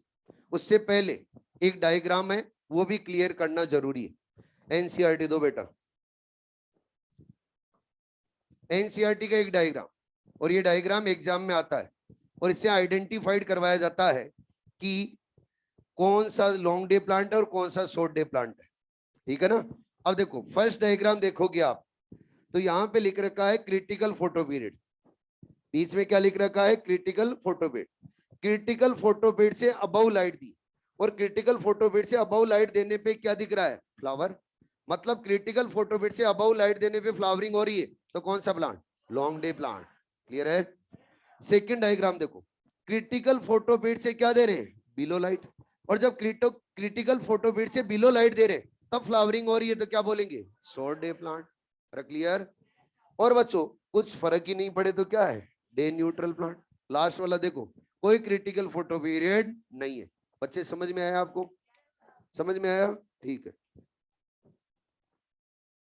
सीड डोरमेंसी, अगर बच्चों सीड और सीड इनएक्टिवेट हो जाए और अगर जर्मिनेट नहीं हो रहे हैं तो उनके अंदर क्या डेवलप हो गई है, डोरमेंसी। फेवरेबल कंडीशन मिल जाए फिर भी वो जर्मिनेट नहीं हो रहे, फेवरेबल कंडीशन मिल जाए फिर भी वो जर्मिनेट नहीं हो रहे, तो उनके अंदर क्या डेवलप हो गई है, डोरमेंसी। अब सीड डोरमेंसी को डेवलप करने के लिए कौन से फैक्टर काम करते हैं? फर्स्ट फैक्टर तो है बच्चे इमेच्योर एम्ब्रायो। अगर सीड बन रहा है और एम्ब्रायो भी इमेच्योर है तो सीड ही क्या रह गया, इमेच्योर। तो बताओ क्या जर्मिनेशन हो पाएगा? अगर नहीं हो पाएगा तो उसके अंदर क्या डेवलप होगी, क्या डोरमेंसी डेवलप होगी। सेकंड, कई सीड ऐसे होते हैं जिन सीड के अराउंड बच्चे हार्ड सीड कोट प्रेजेंट रहता है। अगर हार्ड सीड कोट प्रेजेंट रहता है तो सीड कोट ब्रेक नहीं होता। अगर सीड कोट ही नहीं टूटेगा तो फिर बच्चे सीड और सीड का जर्मिनेशन नहीं हो पाएगा। और बच्चों कुछ केमिकल्स की वजह से भी जो सीड डोरमेंसी और डेवलप हो जाती। केमिकल्स क्या है, एफसीसिक एसिड, आप सभी जानते हो। एफसीसिक एसिड और एफसीसिक एसिड जब भी सीड के अंदर हाई अमाउंट में रहेगा तो एंजाइम्स को क्या रखेगा, इनएक्टिवेट। और अगर इनएक्टिवेट रखेगा तो फिर सीड का जर्मिनेशन नहीं हो पाएगा। इसके अलावा पैरा एस्कॉर्बिक एसिड है, वो पैरा एस्कॉर्बिक एसिड भी अगर सीड के इनसाइड प्रेजेंट है तो फिर वो बच्चे सीड को जर्मिनेट नहीं होने देता है, मतलब सीड के अंदर क्या डेवलप कर देगा, डोरमेंसी। और अगर देखा जाए तो फिनोलिक एसिड भी बच्चों क्या करता है, सीड डोरमेंसी को प्रमोट करता है। क्वेश्चन ये आता है कि सीड डोरमेंसी को ब्रेक कैसे किया जाए। एक तो बच्चों नेचुरल तरीके से सीड डोरमेंसी ब्रेक होती है और दूसरा आर्टिफिशियल। सबसे पहले नेचुरल वे से देखा जाए तो नेचुरल वे से एक्शन ऑफ टेम्परेचर के एक्शन से भी सीड डोरमेंसी ब्रेक हो जाती। कैसे? जब टेम्परेचर बढ़ा के दिया जाता है तो फिर जो इनिबिटर क्या हो जाते हैं, इनएक्टिवेट। और जब बच्चों सीड डोरमेंसी को कंटिन्यू रखने वाले और सीड डोरमेंसी को ब्रेक नहीं होने वाले अगर इनिबिटर प्रेजेंट है तो इनिबिटर क्या हो जाएंगे, डिस्ट्रॉय हो जाएंगे हाई टेम्परेचर देने पे। अगर वो इनिबिटर डिस्ट्रॉय हो गए तो फिर सीड का क्या हो जाएगा, जर्मिनेशन। नेक्स्ट है एक्शन ऑफ हीट। अगर हीट देंगे तो हीट देने पर भी जो सीड डोरमेंसी को डेवलप करने वाले केमिकल्स है वो इनएक्टिवेट हो जाएंगे, और अगर इनएक्टिवेट हो जाएंगे तो सीड डोरमेंसी क्या हो जाएगी, ब्रेक। नेक्स्ट है बच्चे passage through digestive track of animals की डाइजेस्टिव ट्रैक के थ्रू गुजारा जाता है। हम जानते हैं कई सीड ऐसे होते हैं जिनकी बच्चे सीड कोट बहुत ज्यादा हार्ड होता है फिर भी वो जर्मिनेट हो जाते हैं। क्यों हो पाते हैं? क्योंकि जब भी एनिमल्स बच्चे फूड लेते हैं तो फूड के साथ में वो हार्ड कोटिंग वाला सीड एनिमल्स की बॉडी में चला जाता है, ये नेचुरली जाता है, कोई वैसा नहीं। और जब एनिमल बॉडी के अंदर चला जाएगा तो सीड का जर्मिनेशन तो नहीं होगा, लेकिन जब भी बच्चे डाइजेस्टिव ट्रैक में जाएगा तो उसके ऊपर एंजाइम्स है, उन एंजाइम्स की एक्शन होगी। जब एंजाइम्स की एक्शन होगी तो सीड कोट क्या हो जाएगा, सॉफ्ट। अब वो डाइजेस्ट नहीं हुआ तो नेचुरल प्रोसेस से क्या बॉडी से बाहर आएगा। अब वो सीड कोट कैसा हो गया है, क्या सॉफ्ट हो गया? अगर सॉफ्ट हो गया तो क्या हो जाएगा बच्चे, सीड जर्मिनेट। इसके अलावा अगर और देखा जाए तो भाई माइक्रोबियल एक्शन, कुछ माइक्रोब्स ऐसे होते हैं जो बच्चे सीड कोट को क्या करते हैं, सॉफ्ट, और सिर्फ सॉफ्ट करके फिर सीड को क्या करवाते हैं, जर्मिनेट। जैसे आप लोगों को बताया था पाइनस के सीड को जर्मिनेट होने के लिए फंगस का सिम्बायोटिक एसोसिएशन चाहिए होता है। फंगस क्या करता है, सीड कोट को क्या करेगा, सॉर्ट, और पाइनस के सीड को जर्मिनेट करवाएगा। हेलो, आर्टिफिशियल वे देखा जाए तो आर्टिफिशियल में क्या है, आर्टिफिशियल के अंदर पहला रहेगा स्टार्टिफिकेशन। कोल्ड ट्रीटमेंट देके, स्टार्टिफिकेशन का मतलब क्या होता है, कोल्ड ट्रीटमेंट देके अगर इनिबिटर को आप इनएक्टिवेट कर रहे हो, इनिबिटर को क्या कर रहे हो, इनएक्टिवेट, और फिर अगर बच्चों सीड को जर्मिनेट करवा रहे हो तो क्या बोला जाता है, स्टार्टिफिकेशन।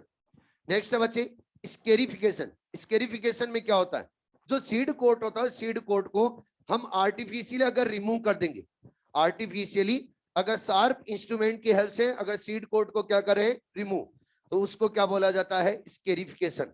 हेलो, नेक्स्ट बच्चों आपके सामने आएगा भाई केमिकल ट्रीटमेंट। केमिकल्स, उन केमिकल्स के ट्रीटमेंट से भी सीड का हम जर्मिनेशन करवा सकते हैं। और केमिकल का ट्रीटमेंट कौन सा, जैसे जिब्रेलिक एसिड दे देंगे तो क्या सीड के अंदर प्रेजेंट एंजाइम है उनको एक्टिवेट कर देगा, और अगर एक्टिवेट कर देगा तो क्या सीड का जर्मिनेशन हो जाएगा। और केमिकल क्या दे सकते हैं, नाइट्रेट। क्या दे सकते हैं बच्चे, नाइट्रेट। नाइट्रेट और नाइट्रेट भी सीड जर्मिनेशन है, यानी सीड डोरमेंसी को क्या करवाता है, ब्रेक। वाटर, अगर आप वाटर के अंदर सीड को डाल दोगे तो बच्चे सीड कोट और सीड कोट क्या सॉफ्ट हो जाता है।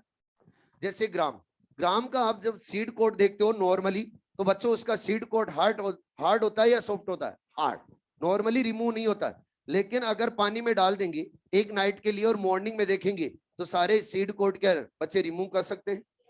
तो सीड कोट को वाटर ट्रीटमेंट से क्या कर सकते हैं, सॉफ्ट, और सॉफ्ट करके फिर उनका क्या करवा सकते हैं, germination. Hello, plant physiology complete.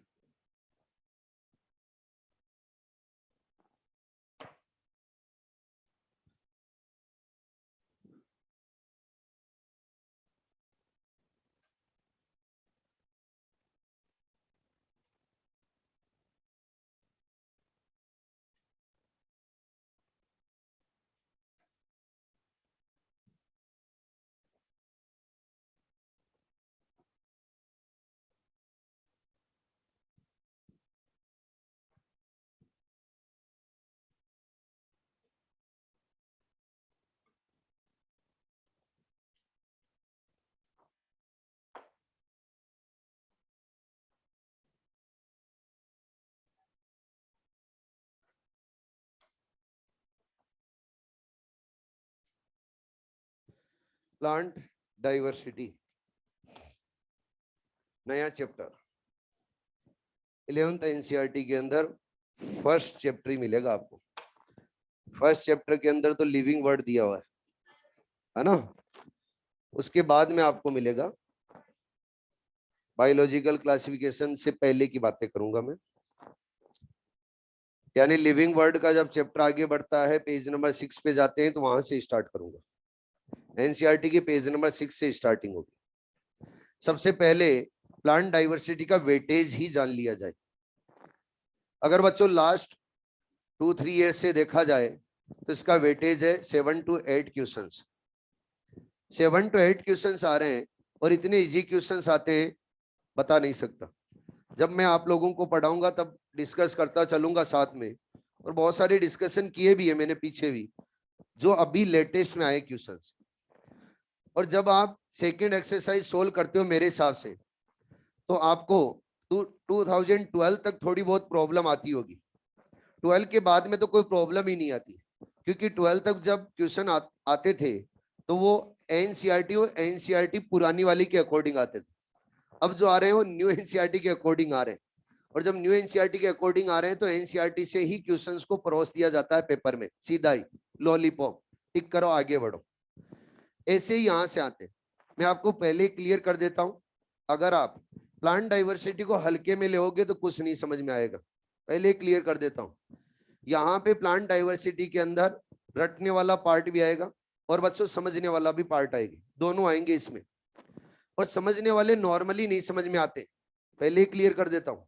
समझने वाले पॉइंट है वो नॉर्मली नहीं समझ में आते, तो जब भी एग्जाम्पल देके समझाया जाए उसको सीरियसली समझना है। अगर आप इधर उधर दिमाग घुमाते हो बीच के अंदर तो फिर गड़बड़ हो जाएगी। एनसीईआरटी की कुछ लाइनें हैं वो बहुत कॉम्प्लेक्स है, उन कॉम्प्लेक्स लाइनों को सिंपल बना दिया जाएगा, लेकिन शर्त यह है कि आप यहाँ क्लास में प्रेजेंट रहो, बैठे तो हो लेकिन मेंटली, ठीक है ना। जब बात करेंगे तो 5 किंगडम है, उनको डिटेल में पढ़ेंगे। 5 किंगडम है, उनमें से एक किंगडम तो आपका हो गया होगा, किंगडम एनिमेलिया, बात ही नहीं करूंगा मैं, डिलीट कर दिया अभी से। तो बच्चे कितने, 4 किंगडम। 4 किंगडम है, उनके बारे में डिटेल में बात करेंगे। मोनेरा, प्रोटिस्टा, फंजाई, प्लांटी, ये 4 किंगडम है, इनको डिटेल में समझेंगे। अब इन किंगडम के अंदर कुछ एग्जांपल्स आएंगे, कुछ एग्जांपल्स बोल रहा हूं, कुछ नहीं है बहुत सारे। वो एग्जांपल्स जब आप पढ़ रहे हो और जब आपका किंगडम कंप्लीट हो तो उसको उसी टाइम लर्न कर लेना है, और जब नेक्स्ट किंगडम पढ़ो उससे पहले उन जो एग्जांपल्स है उनको रिवाइज करते हुए जाना है। जब किंगडम मोनेरा में जाएंगे हम तो बहुत सारे एग्जांपल्स आप पढ़ चुके होंगे। कहाँ पे पढ़ चुके होंगे, मैंने आपको प्लांट फिजियोलॉजी के अंदर कुछ एग्जांपल्स बता दिए। नाइट्रोजन फिक्सेशन, नाइट्रोजन फिक्सेशन फिर से। इसके अलावा आप लोगों ने बच्चे माइक्रोब पढ़ा होगा, पढ़ा है ना, जेनेटिक्स में, वहां पर भी बहुत सारे बैक्टीरिया के नाम पड़े होंगे, वो यहाँ पर आते हैं। यानी मैक्सिमम एग्जाम्पल्स आप पढ़े होंगे वही आएंगे। फिर भी स्टूडेंट बोलता है कि बहुत एग्जाम्पल, बहुत नहीं है, बहुत कम है, और होने चाहिए थे। प्लांट डाइवर्सिटी समझिए, डाइवर्सिटी क्या होती है। सबसे पहला पॉइंट ये समझना है, किसी भी पर्टिकुलर एरिया में प्रेजेंट जो ऑर्गेनिज्म है, उन ऑर्गेनिज्म के जो बच्चे ऑर्गेनिजम्स में प्रेजेंट जो डाइवर्सिटी है, उसी को क्या बोला जाता है, डाइवर्सिटी। अब मैंने ऑर्गेनिज्म बोला है, तो लिविंग होंगे ऑर्गेनिज्म या डेड होंगे, लिविंग। क्या होंगे, लिविंग। अगर मैं बोलूं किसी पर्टिकुलर एरिया में जितने भी लिविंग और नॉन लिविंग थिंग दोनों प्रेजेंट है, उनकी जो वेरिएशन है, उनके अंदर जो वेरिएशन है, उसको क्या बोला जाएगा, डाइवर्सिटी। लेकिन मैं नाम लूं कि किसी पर्टिकुलर एरिया के अंदर लिविंग थिंग प्रेजेंट है, उनकी डाइवर्सिटी है, तो उसको क्या बोला जाए, बायोडाइवर्सिटी। अरे क्या बोला जाएगा, बायोडाइवर्सिटी। यानी लिविंग ऑर्गेनिज्म में जो डाइवर्सिटी है, उसको क्या नाम दिया जाता है, बायोडाइवर्सिटी। बच्चों जब भी हम घूमने निकलते हैं, आसपास में देखते हैं, जितने भी प्लांट्स होते हैं, वो सारे प्लांट्स क्या सेम होते हैं, क्या प्लांट टू प्लांट वेरी करता है, यानी क्या प्लांट्स के अंदर वेरिएशन है। अगर मैं कोटा की बात करूं, तो कोटा के एरिया में जितने भी प्लांट है, कोटा एक मैं बोल रहा हूं पर्टिकुलर एरिया, इस पर्टिकुलर एरिया में जितने भी प्लांट्स हैं, उन प्लांट्स में क्या वेरिएशन है, या सारे प्लांट सिमिलर है, वेरिएशन है। अगर वेरिएशन है, तो कोटा के जितने भी पर्टिकुलर एरिया के प्लांट्स है, उनके अंदर वेरिएशन है, तो क्या वो डाइवर्सिटी क्रिएट कर रहे हैं, तो उसको नाम क्या दिया जाएगा, प्लांट डाइवर्सिटी। जब हम घूमने निकलते हैं, तो जितने भी एनिमल्स दिखते हैं, क्या सारे अपने जैसे ही है, नहीं है। क्या बच्चे एनिमल्स और एनिमल्स में डिफरेंट टाइप की डाइवर्सिटी रख रहे हैं। आप लोगों को बच्चे डॉग भी दिखेगा, केट भी दिखेगी, गाय भी दिखेगी, भैंस भी दिखेगी। अगर ये सब एनिमल्स है, तो क्या इनके अंदर भी वेरिएशन है, अगर वेरिएशन है, तो उसको नाम क्या दिया जाएगा, एनिमल डाइवर्सिटी। ठीक है जी। अब डाइवर्सिटी के बाद में, डाइवर्सिटी के अंदर एक वर्ड आता है टेक्सोनॉमी। क्या आता है, टेक्सोनॉमी। टेक्सोनॉमी से स्टार्ट करते हैं, और ये टेक्सोनॉमी होती क्या है, इसके बारे में समझते हैं। बच्चों जो टेक्सोनॉमी है, ये टेक्सोनॉमी वर्ड टू वर्ड से मिलके बना हुआ है। एक वर्ड है टैक्सिस। टैक्सिस का मतलब होता है अरेंजमेंट। क्या होता है, अरेंजमेंट। और सेकंड वर्ड है नॉमस। नॉमस का मतलब होता है बच्चे लॉ।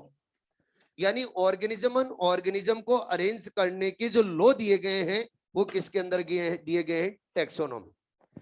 ये जो टेक्सोनॉमी वर्ड है, ये टेक्सोनॉमी वर्ड किसने दिया था, एक साइंटिस्ट है, उनका नाम है एपीडी कैंडोले। क्या नाम है, एपीडी कैंडोले। एपीडी कैंडोले साहब ने क्या नाम दिया था, टेक्सोनॉमी।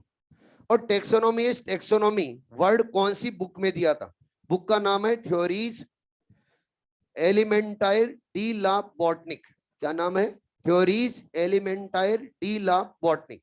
ये ग्रीक के अंदर है, जो मैं नाम बोल रहा हूं किसमें है, ग्रीक में। अगर इंग्लिश में कन्वर्ट करेंगे तो क्या होगा, the theory of elementary botany. अरे ठीक है, याद करने की जरूरत नहीं है, सीधा आपको ये याद रखना है, टेक्सोनॉमी और टेक्सोनॉमी वर्ड किसने दिया था, और टेक्सोनॉमी वर्ड किसने दिया था बच्चे, एपीडी कैंडोले। टेक्सोनॉमी और टेक्सोनॉमी के अंदर अरेंजमेंट और लॉ बताए जाते हैं। तो आप बोलोगे अरेंजमेंट और लॉ किसके लिए बताए जाते हैं, तो बच्चों यहाँ पे प्रिंसिपल एंड प्रोसीजर प्रोवाइड किए जाएंगे फॉर क्लासिफिकेशन। ऑर्गेनिज्म है, उन ऑर्गेनिज्म के क्लासिफिकेशन के लिए प्रिंसिपल एंड प्रोसीजर प्रोवाइड करवाता है, कौन करवाता है, टेक्सोनॉमी। यानी आपको क्लासिफिकेशन कैसे करना है ऑर्गेनिज्म का, मनचाहे तरीके से क्लासिफिकेशन नहीं कर सकते। जो क्लासिफिकेशन है, उस क्लासिफिकेशन के लिए प्रिंसिपल और प्रोसीजर प्रोवाइड करेगा, कौन करेगा, टेक्सोनॉमी। हेलो। और जब भी आपको क्लासिफिकेशन करना है, तो टेक्सोनॉमी और टेक्सोनॉमी की स्टेप्स को फॉलो करना पड़ेगा। विदाउट, अगर आप टेक्सोनॉमी की स्टेप को फॉलो किए बिना ही क्लासिफिकेशन कर रहे हो, तो पहली बात तो क्लासिफिकेशन कर ही नहीं पाओगे। तो नेक्स्ट पॉइंट आता है स्टेप्स ऑफ टेक्सोनॉमी। अरे क्या आता है, स्टेप्स ऑफ टेक्सोनॉमी। टेक्सोनॉमी और टेक्सोनॉमी की स्टेप में बच्चों आपके सामने में 4 स्टेप रख रहा हूं। कितने स्टेप रख रहा हूं, 4। फर्स्ट स्टेप का नाम है कैरेक्टराइजेशन।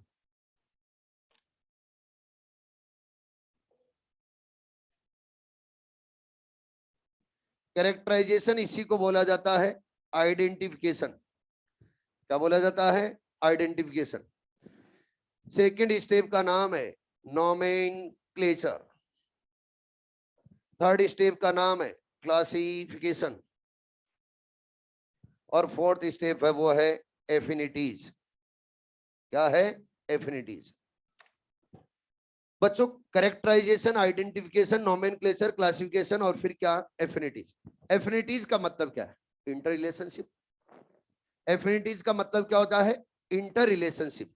आप क्लासिफिकेशन करने के लिए इंटर रिलेशनशिप देखते हो, विदाउट इंटर रिलेशनशिप देखे बिना क्लासिफिकेशन नहीं कर सकते। इंटर रिलेशनशिप किसके बेसिस पे देखी जाती है? कैरेक्टर्स। सो मत, किसके बेसिस पे दी जाती है? कैरेक्टर्स।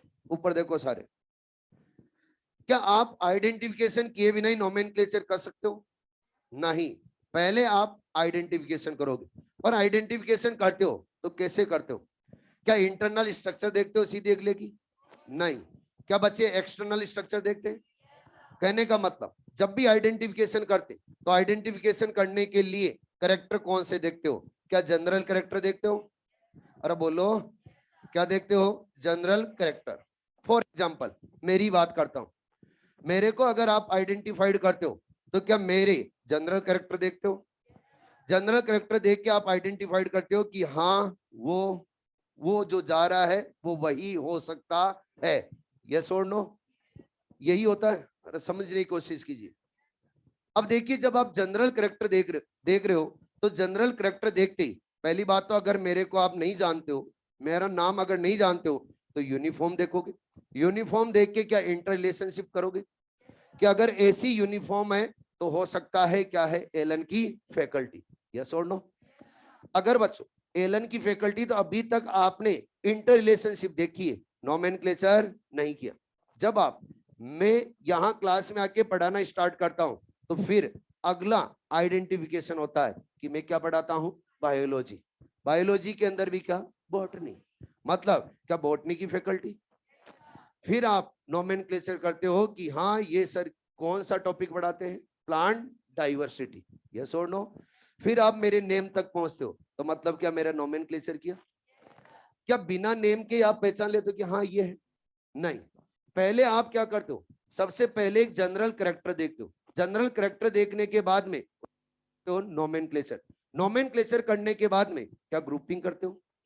और जब ग्रुपिंग कर देते हो तो मैंने बोला ये यूनिफॉर्म है, तो इस यूनिफॉर्म वाला जो कैरेक्टर है वो लेके आप सभी की क्या कर रहे हो? ग्रुपिंग। तो इस यूनिफॉर्म वाले जितने भी हैं वो क्या? फैकल्टी है। तो क्या आपने कैरेक्टर्स के बेसिस पे क्या ग्रुपिंग भी कर दी? और जब ग्रुपिंग कर दी तो क्या हो जाएगा बच्चे? क्लासिफिकेशन। नोमेनक्लेचर में क्या करेंगे? क्या? नेमिंग करेंगे। अरे बोलो।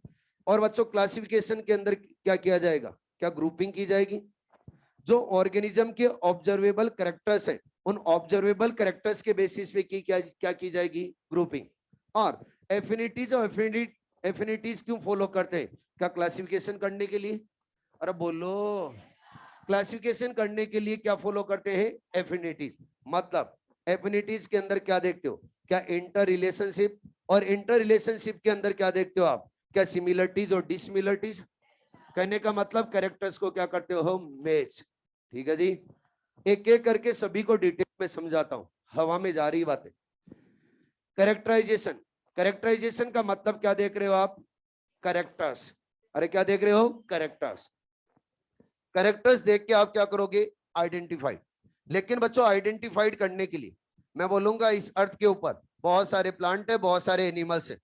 उनको अगर आइडेंटिफाइड करना है तो जनरल कैरेक्टर तो देखने ही देखने, साथ में उनको आइडेंटिफाइड करने के लिए ऑलरेडी प्लांट्स है या फिर ऑलरेडी एनिमल्स है, उनके क्या? जनरल कैरेक्टर से मैचिंग करनी पड़ेगी। यानी अगर आप कोई न्यू प्लांट आइडेंटिफाइड करना चाहते हो तो न्यू प्लांट वो आइडेंटिफाइड है या फिर नहीं है, पहले ये तो पता लगाना पड़ेगा। आप बाहर जाते हो और आपको कोई प्लांट दिख जाए और उसको खाड़ के ले आए कि ये न्यू प्लांट है, आप ये बोलने लग जाओ ये न्यू प्लांट है, ये न्यू प्लांट है, क्या आपकी कोई बात को इस बात को मानेगा? नहीं। आपकी इस बात को कब मानेंगे? जब आप उस प्लांट के जितने भी कैरेक्टर हैं उन कैरेक्टर को लेके ऑलरेडी आइडेंटिफाइड प्लांट है उनके कैरेक्टर से मैच करते हो। और मैच करने पे किसी भी प्लांट से ये कैरेक्टर मैच नहीं होते, तब आप बोल सकते हो कि ये क्या है? New plant. और जब न्यू प्लांट आइडेंटिफाइड किया आपने तो कैसे किया? क्या ऑलरेडी आइडेंटिफाइड प्लांट उन प्लांट के कैरेक्टर से मैचिंग करके? और बोलो। और जब आप न्यू प्लांट का आइडेंटिफिकेशन कर लोगे तो फिर उसके बाद में उसका क्या करना है, नोमेनक्लेचर। लेकिन किसी भी प्लांट को या फिर किसी भी ऑर्गेनिज्म को आइडेंटिफाइड करने के लिए आपके पास कंप्लीट इंफॉर्मेशन होनी चाहिए। अगर आपके पास इनकम्प्लीट इंफॉर्मेशन है तो किसी भी ऑर्गेनिज्म का आप आइडेंटिफिकेशन नहीं कर सकते। सर ये कंप्लीट और इनकम्प्लीट क्या होता है, चलो एक एग्जांपल से समझते। मैंने आप में से एक स्टूडेंट को बोला कि आज आपको कोटा के रेलवे स्टेशन पे जाना है। कहाँ जाना है, कोटा के रेलवे स्टेशन। और कोटा के रेलवे स्टेशन पे जाके ये मार्कर उस स्टूडेंट को देख के आना है। तो आप बोलोगे सर उस स्टूडेंट का नाम, तो मैं बोलूंगा उस स्टूडेंट का नाम मैं भी नहीं जानता हूं। तो फिर आप बोलोगे सर उस स्टूडेंट के कुछ कैरेक्टर तो बताओ। चलो मैं कैरेक्टर बता सकता हूं आपको कि वो स्टूडेंट कैसा होगा। स्टूडेंट मोटा है, काला है, ध्यान से सुनना। स्टूडेंट क्या है, मोटा है, काला है। और बच्चों जब भी वो मिलता है समोसा खाता हुआ मिलता है, यानी वो रेलवे स्टेशन के ऊपर मिलेगा आपको। उसके कैरेक्टर मैंने क्या बताए, मोटा काला खाता हुआ, मोटा काला खाता हुआ मिलेगा। तो आप जाओगे रेलवे स्टेशन के ऊपर और चारों तरफ नजर फैलाओगे। तो रेलवे स्टेशन पे जब भी जाते और हम देखते हैं तो खाते हुए बहुत मिलते हैं, क्योंकि दुनिया आधी भुखड़ी है। अगर खाते हुए मिलते हैं और समोसे खाते हुए मिल रहे हैं बहुत सारे, तो ये बच्चों कैरेक्टर इंपॉर्टेंट नहीं है। अरे बोलो। फिर आप देखोगे कि मोटे कौन कौन है, तो मोटे तो बहुत सारे लोग होते। फिर आप देखोगे काले कौन कौन है, कुछ ही लोग होंगे, कुछ ही लोग होंगे। तो आप देखोगे मोटा भी है, काला भी है, खा रहा है, तो यही होगा। क्या उसको आप मार कर देखे आ जाओगे? अरे बोलो। चलो नहीं समझ में आया होगा। अगर नहीं समझ में आया तो मैं कुछ कैरेक्टर और बताता हूं आपको आइडेंटिफाइड करने। अभी रुको थोड़ी देर। मैं बच्चों मॉर्निंग वॉक पे जा रहा था, मेरे को एक ऐसा ऑर्गेनिज्म दिखा जो लॉन्ग टंग रखता है। यानी लॉन्ग क्या रखता है, टंग। बताइए क्या होगा, क्या एलिफेंट होगा? अरे बोलो। अगला, मैं एक दिन बच्चों घने अंधेरे के अंदर जंगल से निकल रहा था, मैंने एक ऐसा ऑर्गेनिज्म देखा जो जमीन पे रेंग रेंग के चल रहा था। क्या स्नेक? ठीक है जी। बच्चों मौसम अच्छा था, मैं अपने घर पे बैठा था और मैंने मेरे रूम से बाहर देखा तो एक ऐसा ऑर्गेनिज्म था जो उछल उछल के चल रहा था। है फ्रॉग? ठीक है फ्रॉग। और मंकी, और है बच्चा भी हो सकता है। अगर मौसम अच्छा है और बच्चे का मूड अच्छा है तो क्या उछल उछल के चल सकता है? फ्रॉग भी हो सकता है, मंकी भी हो सकता है। कहने का मतलब आइडेंटिफिकेशन के लिए आपके पास कंप्लीट इंफॉर्मेशन है या इनकम्प्लीट? इनकम्प्लीट। तो जब भी आपको आइडेंटिफिकेशन करना है तो आइडेंटिफिकेशन के लिए आपके पास क्या होनी चाहिए, कंप्लीट इंफॉर्मेशन।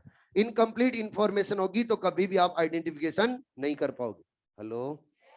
तो आइडेंटिफिकेशन कैसे करते? जनरल कैरेक्टर देख के करते, और ऑलरेडी आइडेंटिफाइड जो ऑर्गेनिज्म है उन ऑर्गेनिज्म के कैरेक्टर से मैचिंग करके न्यू ऑर्गेनिज्म का क्या किया जाता है, आइडेंटिफिकेशन। और आइडेंटिफिकेशन करने के लिए आपके पास इनकम्प्लीट कैरेक्टर नहीं होने चाहिए, क्या होने चाहिए, कंप्लीट कैरेक्टर्स। क्लियर? नोमेनक्लेचर। बच्चों जब आइडेंटिफिकेशन होगा उसके बाद में नोमेनक्लेचर किया जाएगा। और जब नोमेनक्लेचर कर रहे हैं तो कोई ऐसा नहीं कि मनचाहे तरीके से नोमेनक्लेचर कर दिया जाए। और मनचाहे तरीके नोमेनक्लेचर नहीं कर सकते तो फिर क्या फॉलो करना पड़ेगा, रूल्स और रेगुलेशन।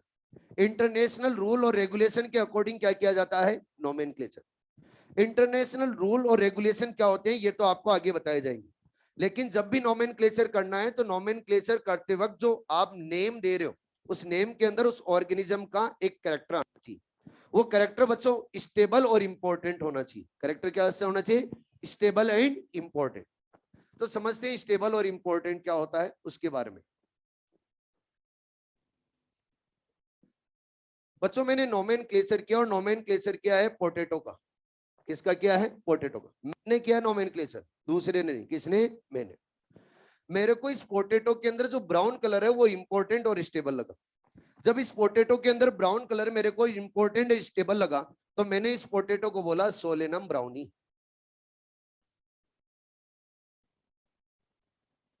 क्या बोल दिया, सोलेनम ब्राउनी। यहाँ पे ब्राउनी का मतलब क्या है, क्या बच्चे ब्राउन कलर? अरे बोलो। लेकिन एक दूसरे साइंटिस्ट है, उन साइंटिस्ट ने मेरे नेम को चैलेंज कर दिया और उन्होंने बोला कि इसका नाम सोलेनम ब्राउनी नहीं होना चाहिए, उसका नाम होना चाहिए सोलेनम ट्यूबरोसम। क्या होना चाहिए, सोलेनम ट्यूबरोसम। इन साइंटिस्ट के अकॉर्डिंग सोलेनम ट्यूबरोसम यानी पोटैटो के अंदर इंपॉर्टेंट एंड स्टेबल कैरेक्टर क्या है? Tuber like structure. अरे क्या बच्चे? Tuber like structure. अब बच्चे दोनों में कंपैरिजन करना पड़ेगा कि कौन सा कैरेक्टर स्टेबल और इंपॉर्टेंट है। आप पोटैटो को देखते हो तो पोटैटो क्या ऑलवेज ब्राउन कलर का होता है? नहीं, कई बार बच्चों ग्रीन कलर का भी होता है और कलर लेस भी होता है।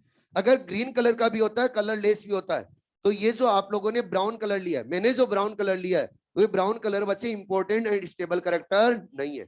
अगर नहीं है तो मैं इसको नोमेनक्लेचर के अंदर यूज में नहीं ले सकता, और अगर मैंने ले भी लिया तो इस नेम को वैलिड नहीं माना जाएगा। बच्चों इन्होंने क्या tuber like structure character use में लिया? आज भी पोटैटो बच्चों ट्यूबर लाइक स्ट्रक्चर है, और पहले भी ट्यूबर लाइक स्ट्रक्चर था, और आने वाले टाइम में भी कैसा रहेगा? Tuber like structure. अगर ट्यूबर लाइक स्ट्रक्चर रहेगा तो बताइए क्या ये tuber like structure important and stable character है? और जब ये इंपॉर्टेंट एंड स्टेबल कैरेक्टर है तो क्या इसको नोमेनक्लेचर के अंदर यूज में ले सकते हैं? अरे बोलो।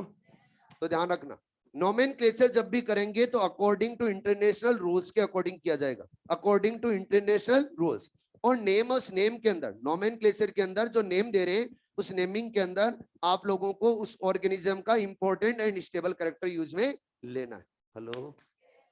नेक्स्ट नेक्स्ट आता है बच्चे क्लासिफिकेशन। क्या आता है? क्लासिफिकेशन। ये तो टर्म समझा रहा हूं, कोई डिटेल में नहीं समझा रहा हूं, टर्म समझा रहा हूं, बस क्या करना है बता दो। ये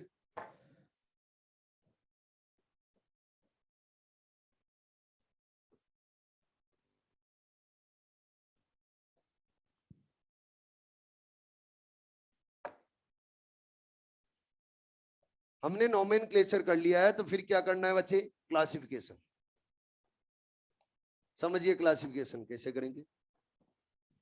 हमने बच्चों 5 प्लांट लिए। कितने प्लांट लिए? 5। उन 5 प्लांट के जनरल कैरेक्टर देख के हमने क्या किया? उनका आइडेंटिफिकेशन। न्यू प्लांट आइडेंटिफाइड किया, और न्यू प्लांट आइडेंटिफाइड करने के बाद में उनका क्या कर दिया? नोमेनक्लेचर। नोमेनक्लेचर किया तो प्लांट को नाम दिया P1, P2, P3, P4 and P5। अब बच्चों इनके कैरेक्टर देख रहे हैं तो P1 प्लांट के अंदर फ्लावरिंग होती है, P2 प्लांट के अंदर फ्लावरिंग नहीं होती, P3 प्लांट के अंदर फ्लावरिंग नहीं होती, P4 प्लांट के अंदर फ्लावर्स फॉर्म होते हैं, P4 प्लांट के अंदर फ्लावर फॉर्म होते हैं, और P5 प्लांट के अंदर भी फ्लावर फॉर्म होते हैं। हमने आइडेंटिफिकेशन भी कर लिया है, नोमेनक्लेचर भी कर लिया। नोमेनक्लेचर में क्या प्लांट को नेम दे दिए? अरे बोलो। अब क्या करना है? ग्रुपिंग। क्या करना है? ग्रुपिंग। ग्रुपिंग किसके बेसिस पे? क्या बच्चों? सिमिलरिटीज और डिसिमिलरिटीज के बेसिस पे। अरे बोलो। कैरेक्टर्स ऑन कैरेक्टर्स को मैच करके, जहां पे ज्यादा कैरेक्टर मैच हो जाएंगे क्या उसी ग्रुप के अंदर रख देंगे? ग्रुपिंग करनी है। अगर ग्रुपिंग करनी है तो क्या क्लासिफिकेशन करना है? अरे क्या करना है? क्लासिफिकेशन। और अब क्लासिफिकेशन करना है, ग्रुपिंग करनी है, तो हम कैरेक्टर यूज में ले रहे हैं। एक कैरेक्टर यूज में ले रहे हैं फ्लावरिंग प्लांट। कौन से प्लांट? Flowering plant. और दूसरे बच्चों कैरेक्टर यूज में ले रहे हैं नॉन फ्लावरिंग प्लांट। अब नॉन फ्लावरिंग प्लांट का एक ग्रुप बना दो और फ्लावरिंग प्लांट का एक ग्रुप बना दो। बच्चों फ्लावरिंग प्लांट का ग्रुप बनेगा, उसके अंदर कौन कौन से आएंगे? क्या P1, P4, P5? अरे बोलो। जब नॉन फ्लावरिंग प्लांट का ग्रुप लेंगे तो कौन से आएंगे? क्या P2 एंड P3? ये ग्रुप, ये क्या सारे के सारे प्लांट मिलके क्या ग्रुप बना रहे? ये सारे प्लांट मिलके क्या बना रहे? ग्रुप। क्या हो गया? क्लासिफिकेशन। अरे क्या हो गया? क्लासिफिकेशन। अब बच्चों जब क्लासिफिकेशन किया तो हमने P1, P4 एंड P5 को एक ग्रुप के अंदर रखा, P2 एंड P3 को एक ग्रुप में रखा। किसके बेसिस पे? क्या कैरेक्टर्स के बेसिस पे? अरे किसके बेसिस पे? कैरेक्टर्स के बेसिस पे। तो जब भी क्लासिफिकेशन किया जाता है तो किसके बेसिस पे किया जाएगा? विदाउट कैरेक्टर या with character? With character. Without character कभी भी बच्चों क्लासिफिकेशन नहीं हो सकता, विद कैरेक्टर ही क्लासिफिकेशन हो सकता है। मैंने जब यहाँ पे बच्चे एक ही ग्रुप के मेंबर्स के अंदर रिलेशनशिप देखी तो P1 एंड P4 प्लांट है, इनके बिटवीन बच्चों 7 कैरेक्टर सिमिलर है। कितने कैरेक्टर सिमिलर है? 7 कैरेक्टर सिमिलर है। और जब मैं बच्चों P1 एंड P5 प्लांट को देखता हूं तो इनके बच्चे 10 कैरेक्टर सिमिलर है। अगर मैं सिमिलरिटीज और डिसिमिलरिटीज देख रहा हूं यहाँ पे, तो बताओ क्या फॉलो कर रहा हूं? क्या एफिनिटीज फॉलो कर रहा हूं? अरे क्या फॉलो कर? एफिनिटी। क्या इंटर रिलेशनशिप देख रहा हूं? मैंने बोल रहा हूं P1 एंड P4 के बिटवीन 7 करेक्टर सिमिलर है, P1 एंड P5 के बिटवीन 10 करेक्टर सिमिलर है। क्या सिमिलरिटीज और डिसिमिलरिटीज देख रहे हैं? क्या इंटर रिलेशनशिप देख रहे हैं? तो क्या फॉलो करें? एफिनिटीज। तो क्या हम ये बोल सकते हैं कि विदाउट एफिनिटीज फॉलो किए बिना क्लासिफिकेशन नहीं कर सकते? बिल्कुल, एफिनिटीज फॉलो किए बिना हम क्लासिफिकेशन नहीं कर सकते। अरे क्लासिफिकेशन करने के लिए हम ये करेंगे कि ज्यादा अगर करेक्टर सिमिलर हो उनका क्या बना देंगे? ए ग्रुप। जिनके कम करेक्टर सिमिलर होंगे उनका क्या बना देंगे? Another group. हेलो, जैसे आप लोग सभी यहाँ पे बैठे हो, मैं कुछ करेक्टर बोलूं, कुछ बहुत सारे करेक्टर बोलूं कि इस स्टेट का रहने वाला, इस स्कूल का रहने वाला, इस स्कूल के अंदर रहने वाला, इस गांव का रहने वाला, इस डिस्ट्रिक्ट का रहने वाला, अगर कुछ स्टूडेंट हो ऐसे तो उनको एक ग्रुप बना देंगे। अनादर का क्या बच्चों एक ग्रुप बन जाएगा? कैसे आपने ग्रुप बनाया? क्या करेक्टर्स देख के या विदाउट करेक्टर? करेक्टर से। तो जब भी क्लासिफिकेशन करेंगे, ग्रुपिंग करेंगे, तो विद करेक्टर की जाती, विदाउट करेक्टर नहीं की जाती। अरे बोलो, क्वेश्चन ये बनता है कि सर ये यहाँ पे टेक्सोनॉमी, इस टेक्सोनॉमी का प्रैक्टिकल सिग्निफिकेंस क्या है? टेक्सोनॉमी का प्रैक्टिकल सिग्निफिकेंस क्या रहेगा? टेक्सोनॉमी का प्रैक्टिकल सिग्निफिकेंस रहता है अननोन ऑर्गेनिज्म को क्या करना? आइडेंटिफाइड। अगर अननोन ऑर्गेनिज्म को आइडेंटिफाइड करना है तो किसकी हेल्प लेनी पड़ेगी? टेक्सोनॉमी। और टेक्सोनॉमी की स्टेप को फॉलो करना पड़ेगा। कौन कौन सी स्टेप है? क्या? Identification, nomenclature, classification, affinities. कौन कौन सी है? Identification, nomenclature. याद रखना, ये जो सीक्वेंस है, सीक्वेंस के अंदर ही याद रखना है। सबसे पहले क्या करेंगे? आइडेंटिफिकेशन। आइडेंटिफिकेशन करना है तो क्या कैरेक्टराइजेशन करते हैं? उसके बाद में क्या करना है? नोमेनक्लेचर। और उसके बाद में क्या करना है? क्लासिफिकेशन। ये तीनों स्टेप सीक्वेंस में याद रखना है। रख लोगे? जब मैंने बोला कि जब भी आपको आइडेंटिफिकेशन, नोमेनक्लेचर और क्लासिफिकेशन करना है तो किसको फॉलो करना पड़ेगा? टेक्सोनॉमी को। तो एक स्टूडेंट है, वो खड़ा हुआ और इस स्टूडेंट ने बोला कि सर आपके क्लासिफिकेशन और नोमेनक्लेचर को जेब में रखिए, मैं ओनली आइडेंटिफिकेशन से काम चला लूंगा। किससे चला लूंगा? Only identification. वो ये पूछना चाह रहा है कि हम क्लासिफिकेशन क्यों कर रहे हैं, क्या जरूरत है इस क्लासिफिकेशन की, नीड क्या है इस क्लासिफिकेशन की, क्यों कर रहे हैं क्लासिफिकेशन, क्या जरूरत पड़ गई कि क्लासिफिकेशन करना पड़ा। इसीलिए वो क्या बोल रहा है कि मैं तो ओनली किससे काम चला लूंगा? आइडेंटिफिकेशन। ठीक है, चलो उसको बताते हैं। अगर मैं बात करूं बच्चों इस अर्थ के ऊपर लिविंग ऑर्गेनिज्म के आइडेंटिफिकेशन नंबर की, तो इस अर्थ के ऊपर आइडेंटिफाइड लिविंग ऑर्गेनिज्म की बात कर रहा हूं। किसकी बच्चे?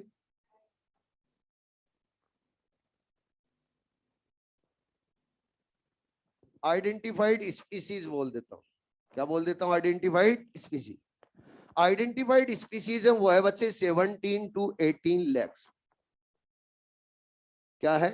17 to 18 lakhs, या फिर बोल सकते हैं 1.7 to 1.8 मिलियन। बोल सकते हैं क्या? अब इनमें से बच्चों 5 lakhs प्लांट आइडेंटिफाइड है और 12 lakhs एनिमल स्पीसीज आइडेंटिफाइड। फिर से चिल्लर का क्वेश्चन आता है। क्वेश्चन ये बोलता है कि सर प्लांट्स, हमने तो ये सुना है कि इस अर्थ के ऊपर प्लांट्स के नंबर ज्यादा है एनिमल्स के कंपैरिजन में, फिर भी एनिमल्स के नंबर ज्यादा आइडेंटिफाइड है और प्लांट्स के नंबर कम आइडेंटिफाइड। वही बच्चे डिपेंड करता है इंटरेस्ट पे। अगर आज आपको बोला जाए कि जूलॉजी की क्लास है तो आप पहले लॉग इन करके बैठ जाते हैं 10 मिनट, और बोला जाए बॉटनी की क्लास है तो 10 मिनट लेट आते हैं। सब इंटरेस्ट की बातें हैं। यानी जैसे आप लोगों का बॉटनी में इंटरेस्ट है वैसे ही साइंटिस्टों का बॉटनी में इंटरेस्ट है। अगर बच्चों इंटरेस्ट कम है तो स्पीसीज है, स्पीसीज कम आइडेंटिफाइड होगी। एनिमल्स के अंदर शुरू से ही लोगों का इंटरेस्ट ज्यादा रहा है, इसलिए एनिमल्स के नंबर ज्यादा आइडेंटिफाइड हो गए। तो एनिमल्स है, उन एनिमल्स की कितनी स्पीसीज आइडेंटिफाइड है? 12 lakhs। और प्लांट्स की कितनी है बच्चे? 5 lakhs। हम मान ले टोटल जो आइडेंटिफाइड स्पीसीज है इस अर्थ के ऊपर क्या 18 lakhs है? अरे क्लियर है? एक बच्चों ऑर्गेनिज्म, एक ऑर्गेनिज्म के कम से कम 10 कैरेक्टर तो याद करोगे। एक ऑर्गेनिज्म के मिनिमम से मिनिमम आइडेंटिफिकेशन करने के लिए कितने कैरेक्टर याद रखने पड़ेंगे? 10। तो वो क्या बोल रहा था? मैं ओनली किससे काम चला लूंगा? आइडेंटिफिकेशन। चलो आइडेंटिफिकेशन से काम चलाओ। आइडेंटिफिकेशन किया और 18 लेक्स ऑर्गेनिज्म का आइडेंटिफिकेशन करना है। 10 करेक्टर्स इज के लिए याद रखने हैं। पॉसिबल है क्या? अरे बोलो, डिफिकल्ट हो गया। नहीं नहीं सर, आइडेंटिफिकेशन से नोमेनक्लेचर से काम चला लूंगा। ठीक है, नोमेनक्लेचर पे आ जाओ। नोमेनक्लेचर और नोमेनक्लेचर करेंगे तो वन ऑर्गेनिज्म का वन नेम तो रखोगे ही। अगर 18 लेक्स ऑर्गेनिज्म है तो उनके नेम्स कितने हो जाएंगे? 18 लेक्स हो जाएंगे। क्या सभी ऑर्गेनिज्म के नाम आप बोल पाओगे? अगर आज आपको 5 ऑर्गेनिज्म के नेम्स लर्न करने के लिए बोल दिया जाए तो कल याद नहीं होंगे। अगला क्लासिफिकेशन। क्लासिफिकेशन करते ही बहुत इजी हो जाता है। क्लासिफिकेशन के अंदर बोला 2 kingdom classification, 3 kingdom classification, 4 kingdom classification, 5 kingdom classification, 6 kingdom classification. 2 kingdom classification के अंदर एक बच्चों किंगडम बनाया गया प्लांटी और दूसरा बनाएगा एनिमेलिया। बोला गया कि ये कैरेक्टर है तो क्या होंगे? प्लांट्स। ये कैरेक्टर है तो क्या होंगे? एनिमल्स। जब आप आज प्लांट को प्लांट बोल पा रहे हो तो उसका रीजन क्या है? क्या क्लासिफिकेशन? अगर क्लासिफिकेशन नहीं करते और प्लांट कोई टर्म ही नहीं देता तो क्या प्लांट है, उस प्लांट को कोई प्रॉपर एक नाम से बोलते या फिर उसके कैरेक्टर बोलते लिस्ट लेके पहले कि हाँ जी ये होता ही नहीं होता। और जब 3 किंगडम क्लासिफिकेशन दिया गया तो टोटल कितने किंगडम बनाए गए? 3 किंगडम बनाते ही जब भी हम क्लासिफिकेशन करते तो क्लासिफिकेशन करने से ऑर्गेनिज्म का आइडेंटिफिकेशन इजी होता है या टफ हो जाता है? इजी। इसीलिए बच्चों क्या किया गया है? क्लासिफिकेशन। तो याद रखना है क्लासिफिकेशन की नीड क्यों है? ऑर्गेनिज्म को इजीली आइडेंटिफाइड कर सके। ऑर्गेनिज्म को अगर इजीली आइडेंटिफाइड करना है तो क्या करना पड़ेगा? क्लासिफिकेशन। क्लियर है पॉइंट? आगे चलते। नेक्स्ट पॉइंट आता है बच्चे, ब्रांचेज ऑफ टेक्सोनॉमी। टेक्सोनॉमी की ब्रांचेज के बारे में बात करते हैं। हटा दो इसको।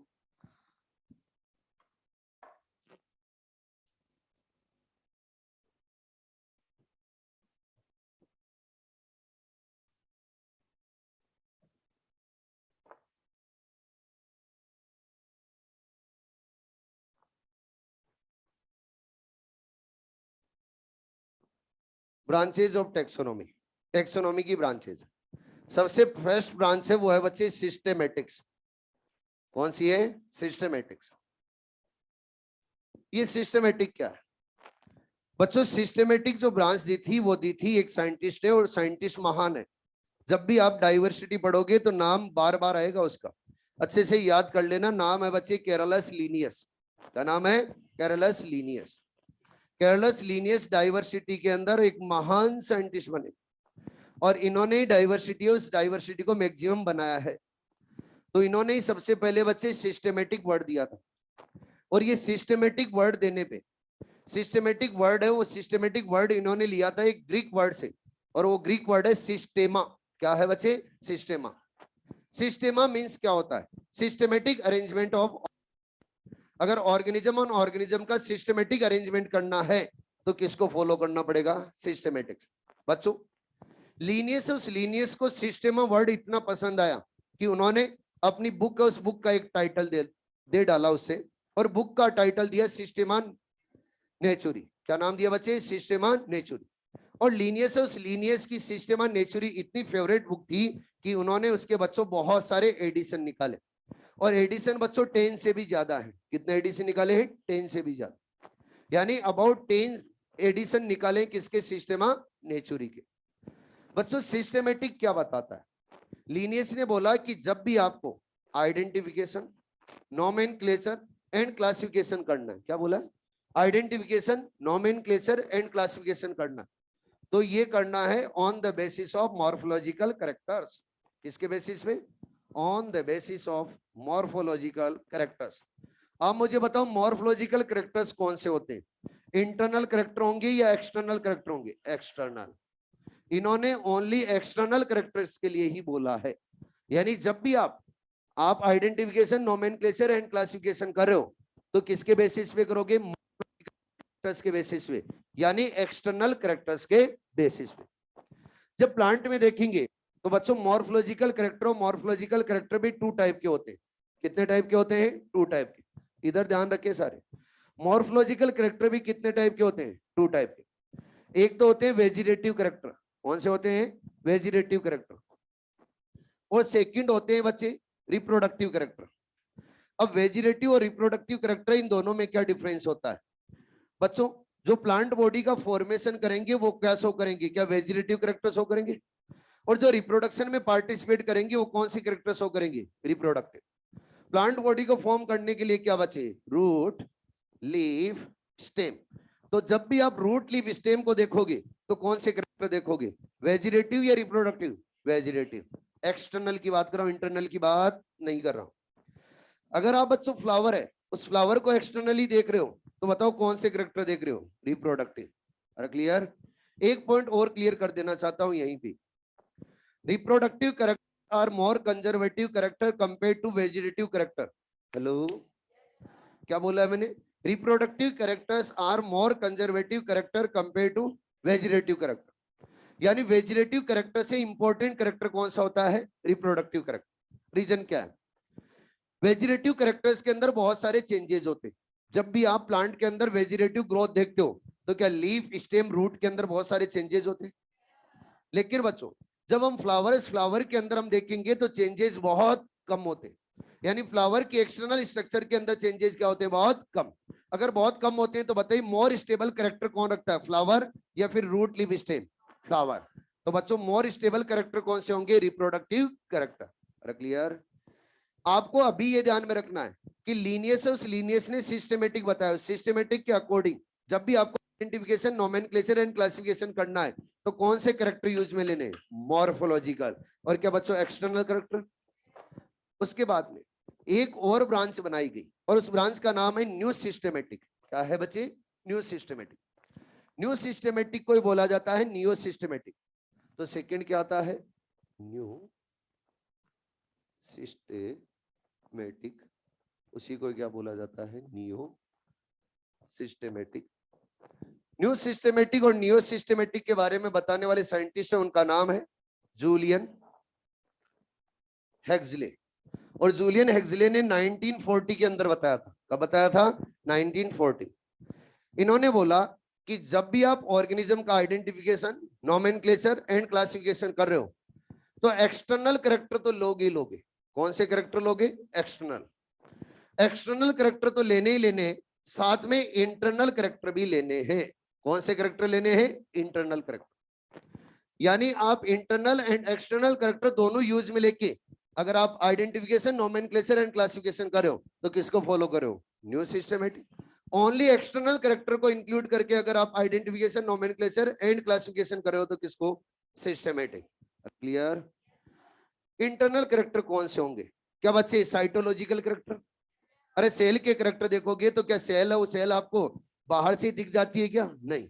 क्या हमें बच्चे ट्रांसफर सेक्शन लेने पड़ेंगे, सब कुछ स्टडी करनी पड़ेगी इंटरनल, तब जाके सेल दिखेगी।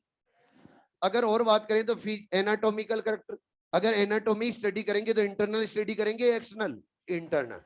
फिजियोलॉजिकल कैरेक्टर देखेंगे तो इंटरनल होगा या इंटरनल एक्सटर्नल होगा? इंटरनल। हेलो, अरे समझ तो पा रहे हो क्या? अगर आप जेनेटिक कैरेक्टर देखने चाह रहे हो तो क्या बच्चों बाहर से देख के बता दोगे, फिर इंटरनल स्टडी करनी पड़ेगी? इंटरनल। अगर आप इवोल्यूशन को देखना चाह रहे हो, इवोल्यूशनरी स्टडी करने चाह रहे हो तो इवोल्यूशनरी स्टडी के अंदर इंटरनल भी काम में होता है और एक्सटर्नल भी। ठीक है ना? इंटरनल और एक्सटर्नल दोनों कैरेक्टर को हम लेके इवोल्यूशनरी स्टडी करते हैं, तो वो भी किसके अंदर लिया गया बच्चे? इंटरनल में। अरे ठीक है, तो आप ध्यान रखना, अगर आप इंटरनल एंड एक्सटर्नल दोनों कैरेक्टर को यूज में लेके आइडेंटिफिकेशन, नोमेनक्लेचर एंड क्लासिफिकेशन कर रहे हो तो किसको फॉलो कर रहे हो? New systematic. और ओनली अगर एक्सटर्नल को तो सिस्टमेटिक। हेलो, नेक्स्ट पॉइंट आता है टाइप्स ऑफ टेक्सोनॉमी। क्या आता है बच्चे? Types of taxonomy.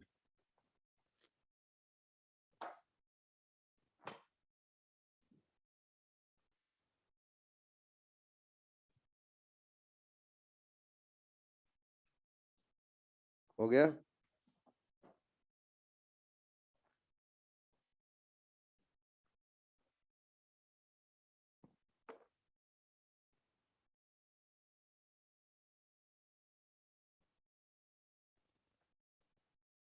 Types of taxonomy बच्चों, 2 टाइप की टेक्सोनॉमी पढ़ेंगे हम।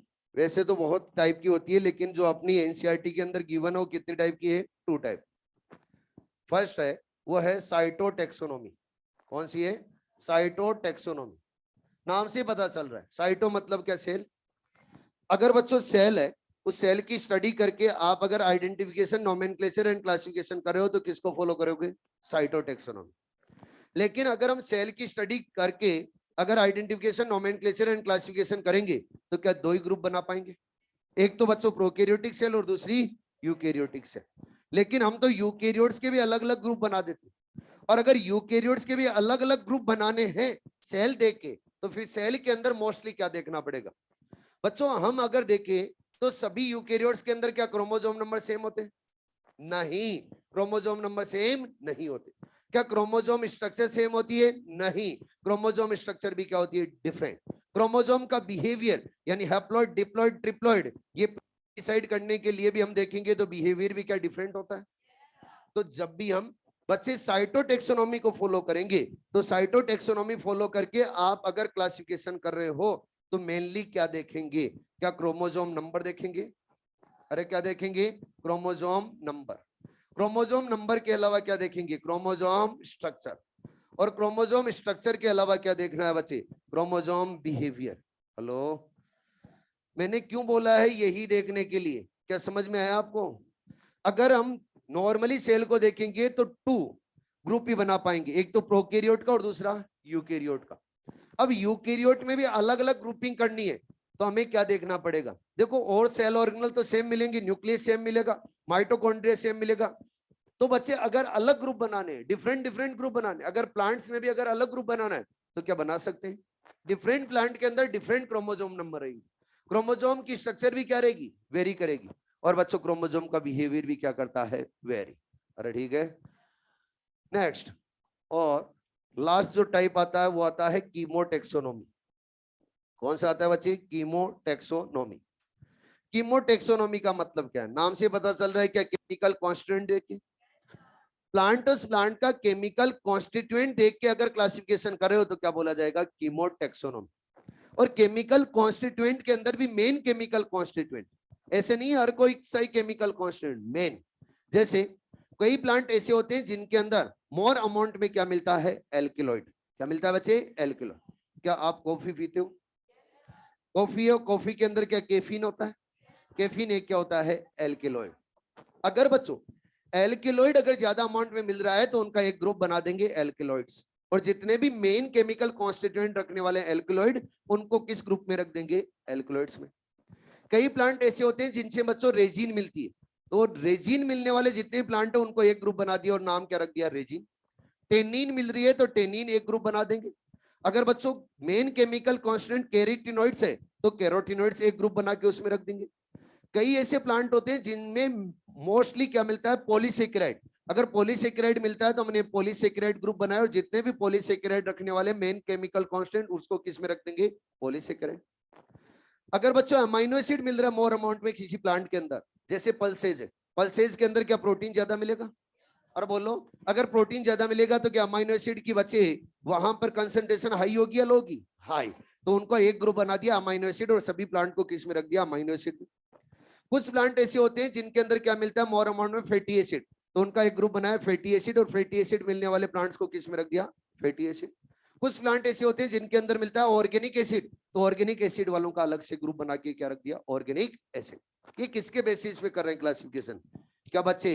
केमिकल कॉन्स्टिट्यूएंट के बेसिस पे। और ये क्लासिफिकेशन कर रहे हैं किसके बेसिस पे? Cell structure. सेल के अंदर क्या देखना है?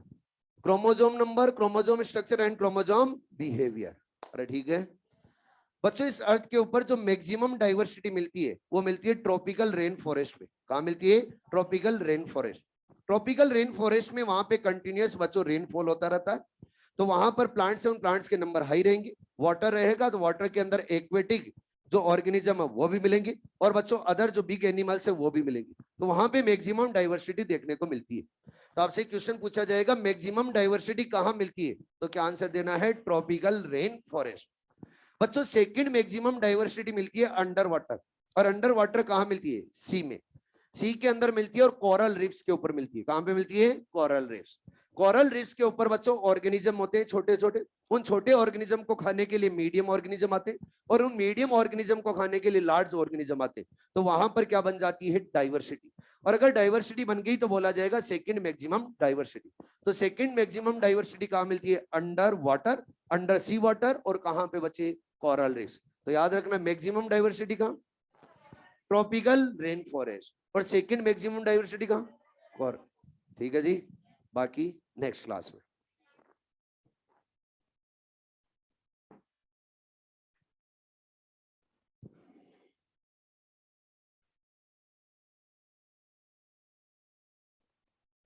Online students, thank you. हाँ करवा देंगे, पीडीएफ भी अवेलेबल।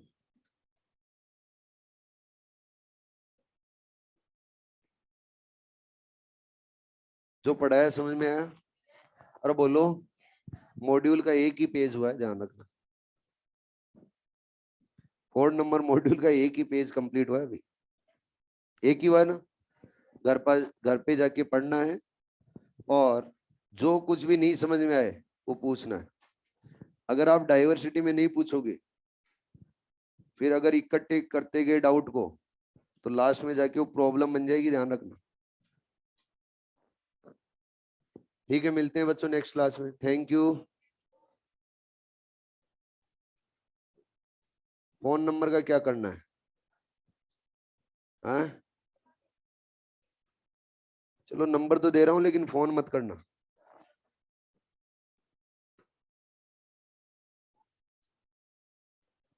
टेक्स्ट कर रहा हूं।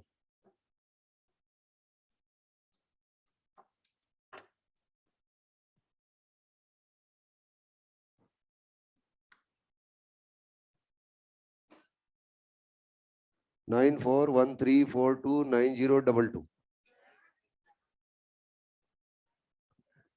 $9413429022। ठीक है, थैंक यू।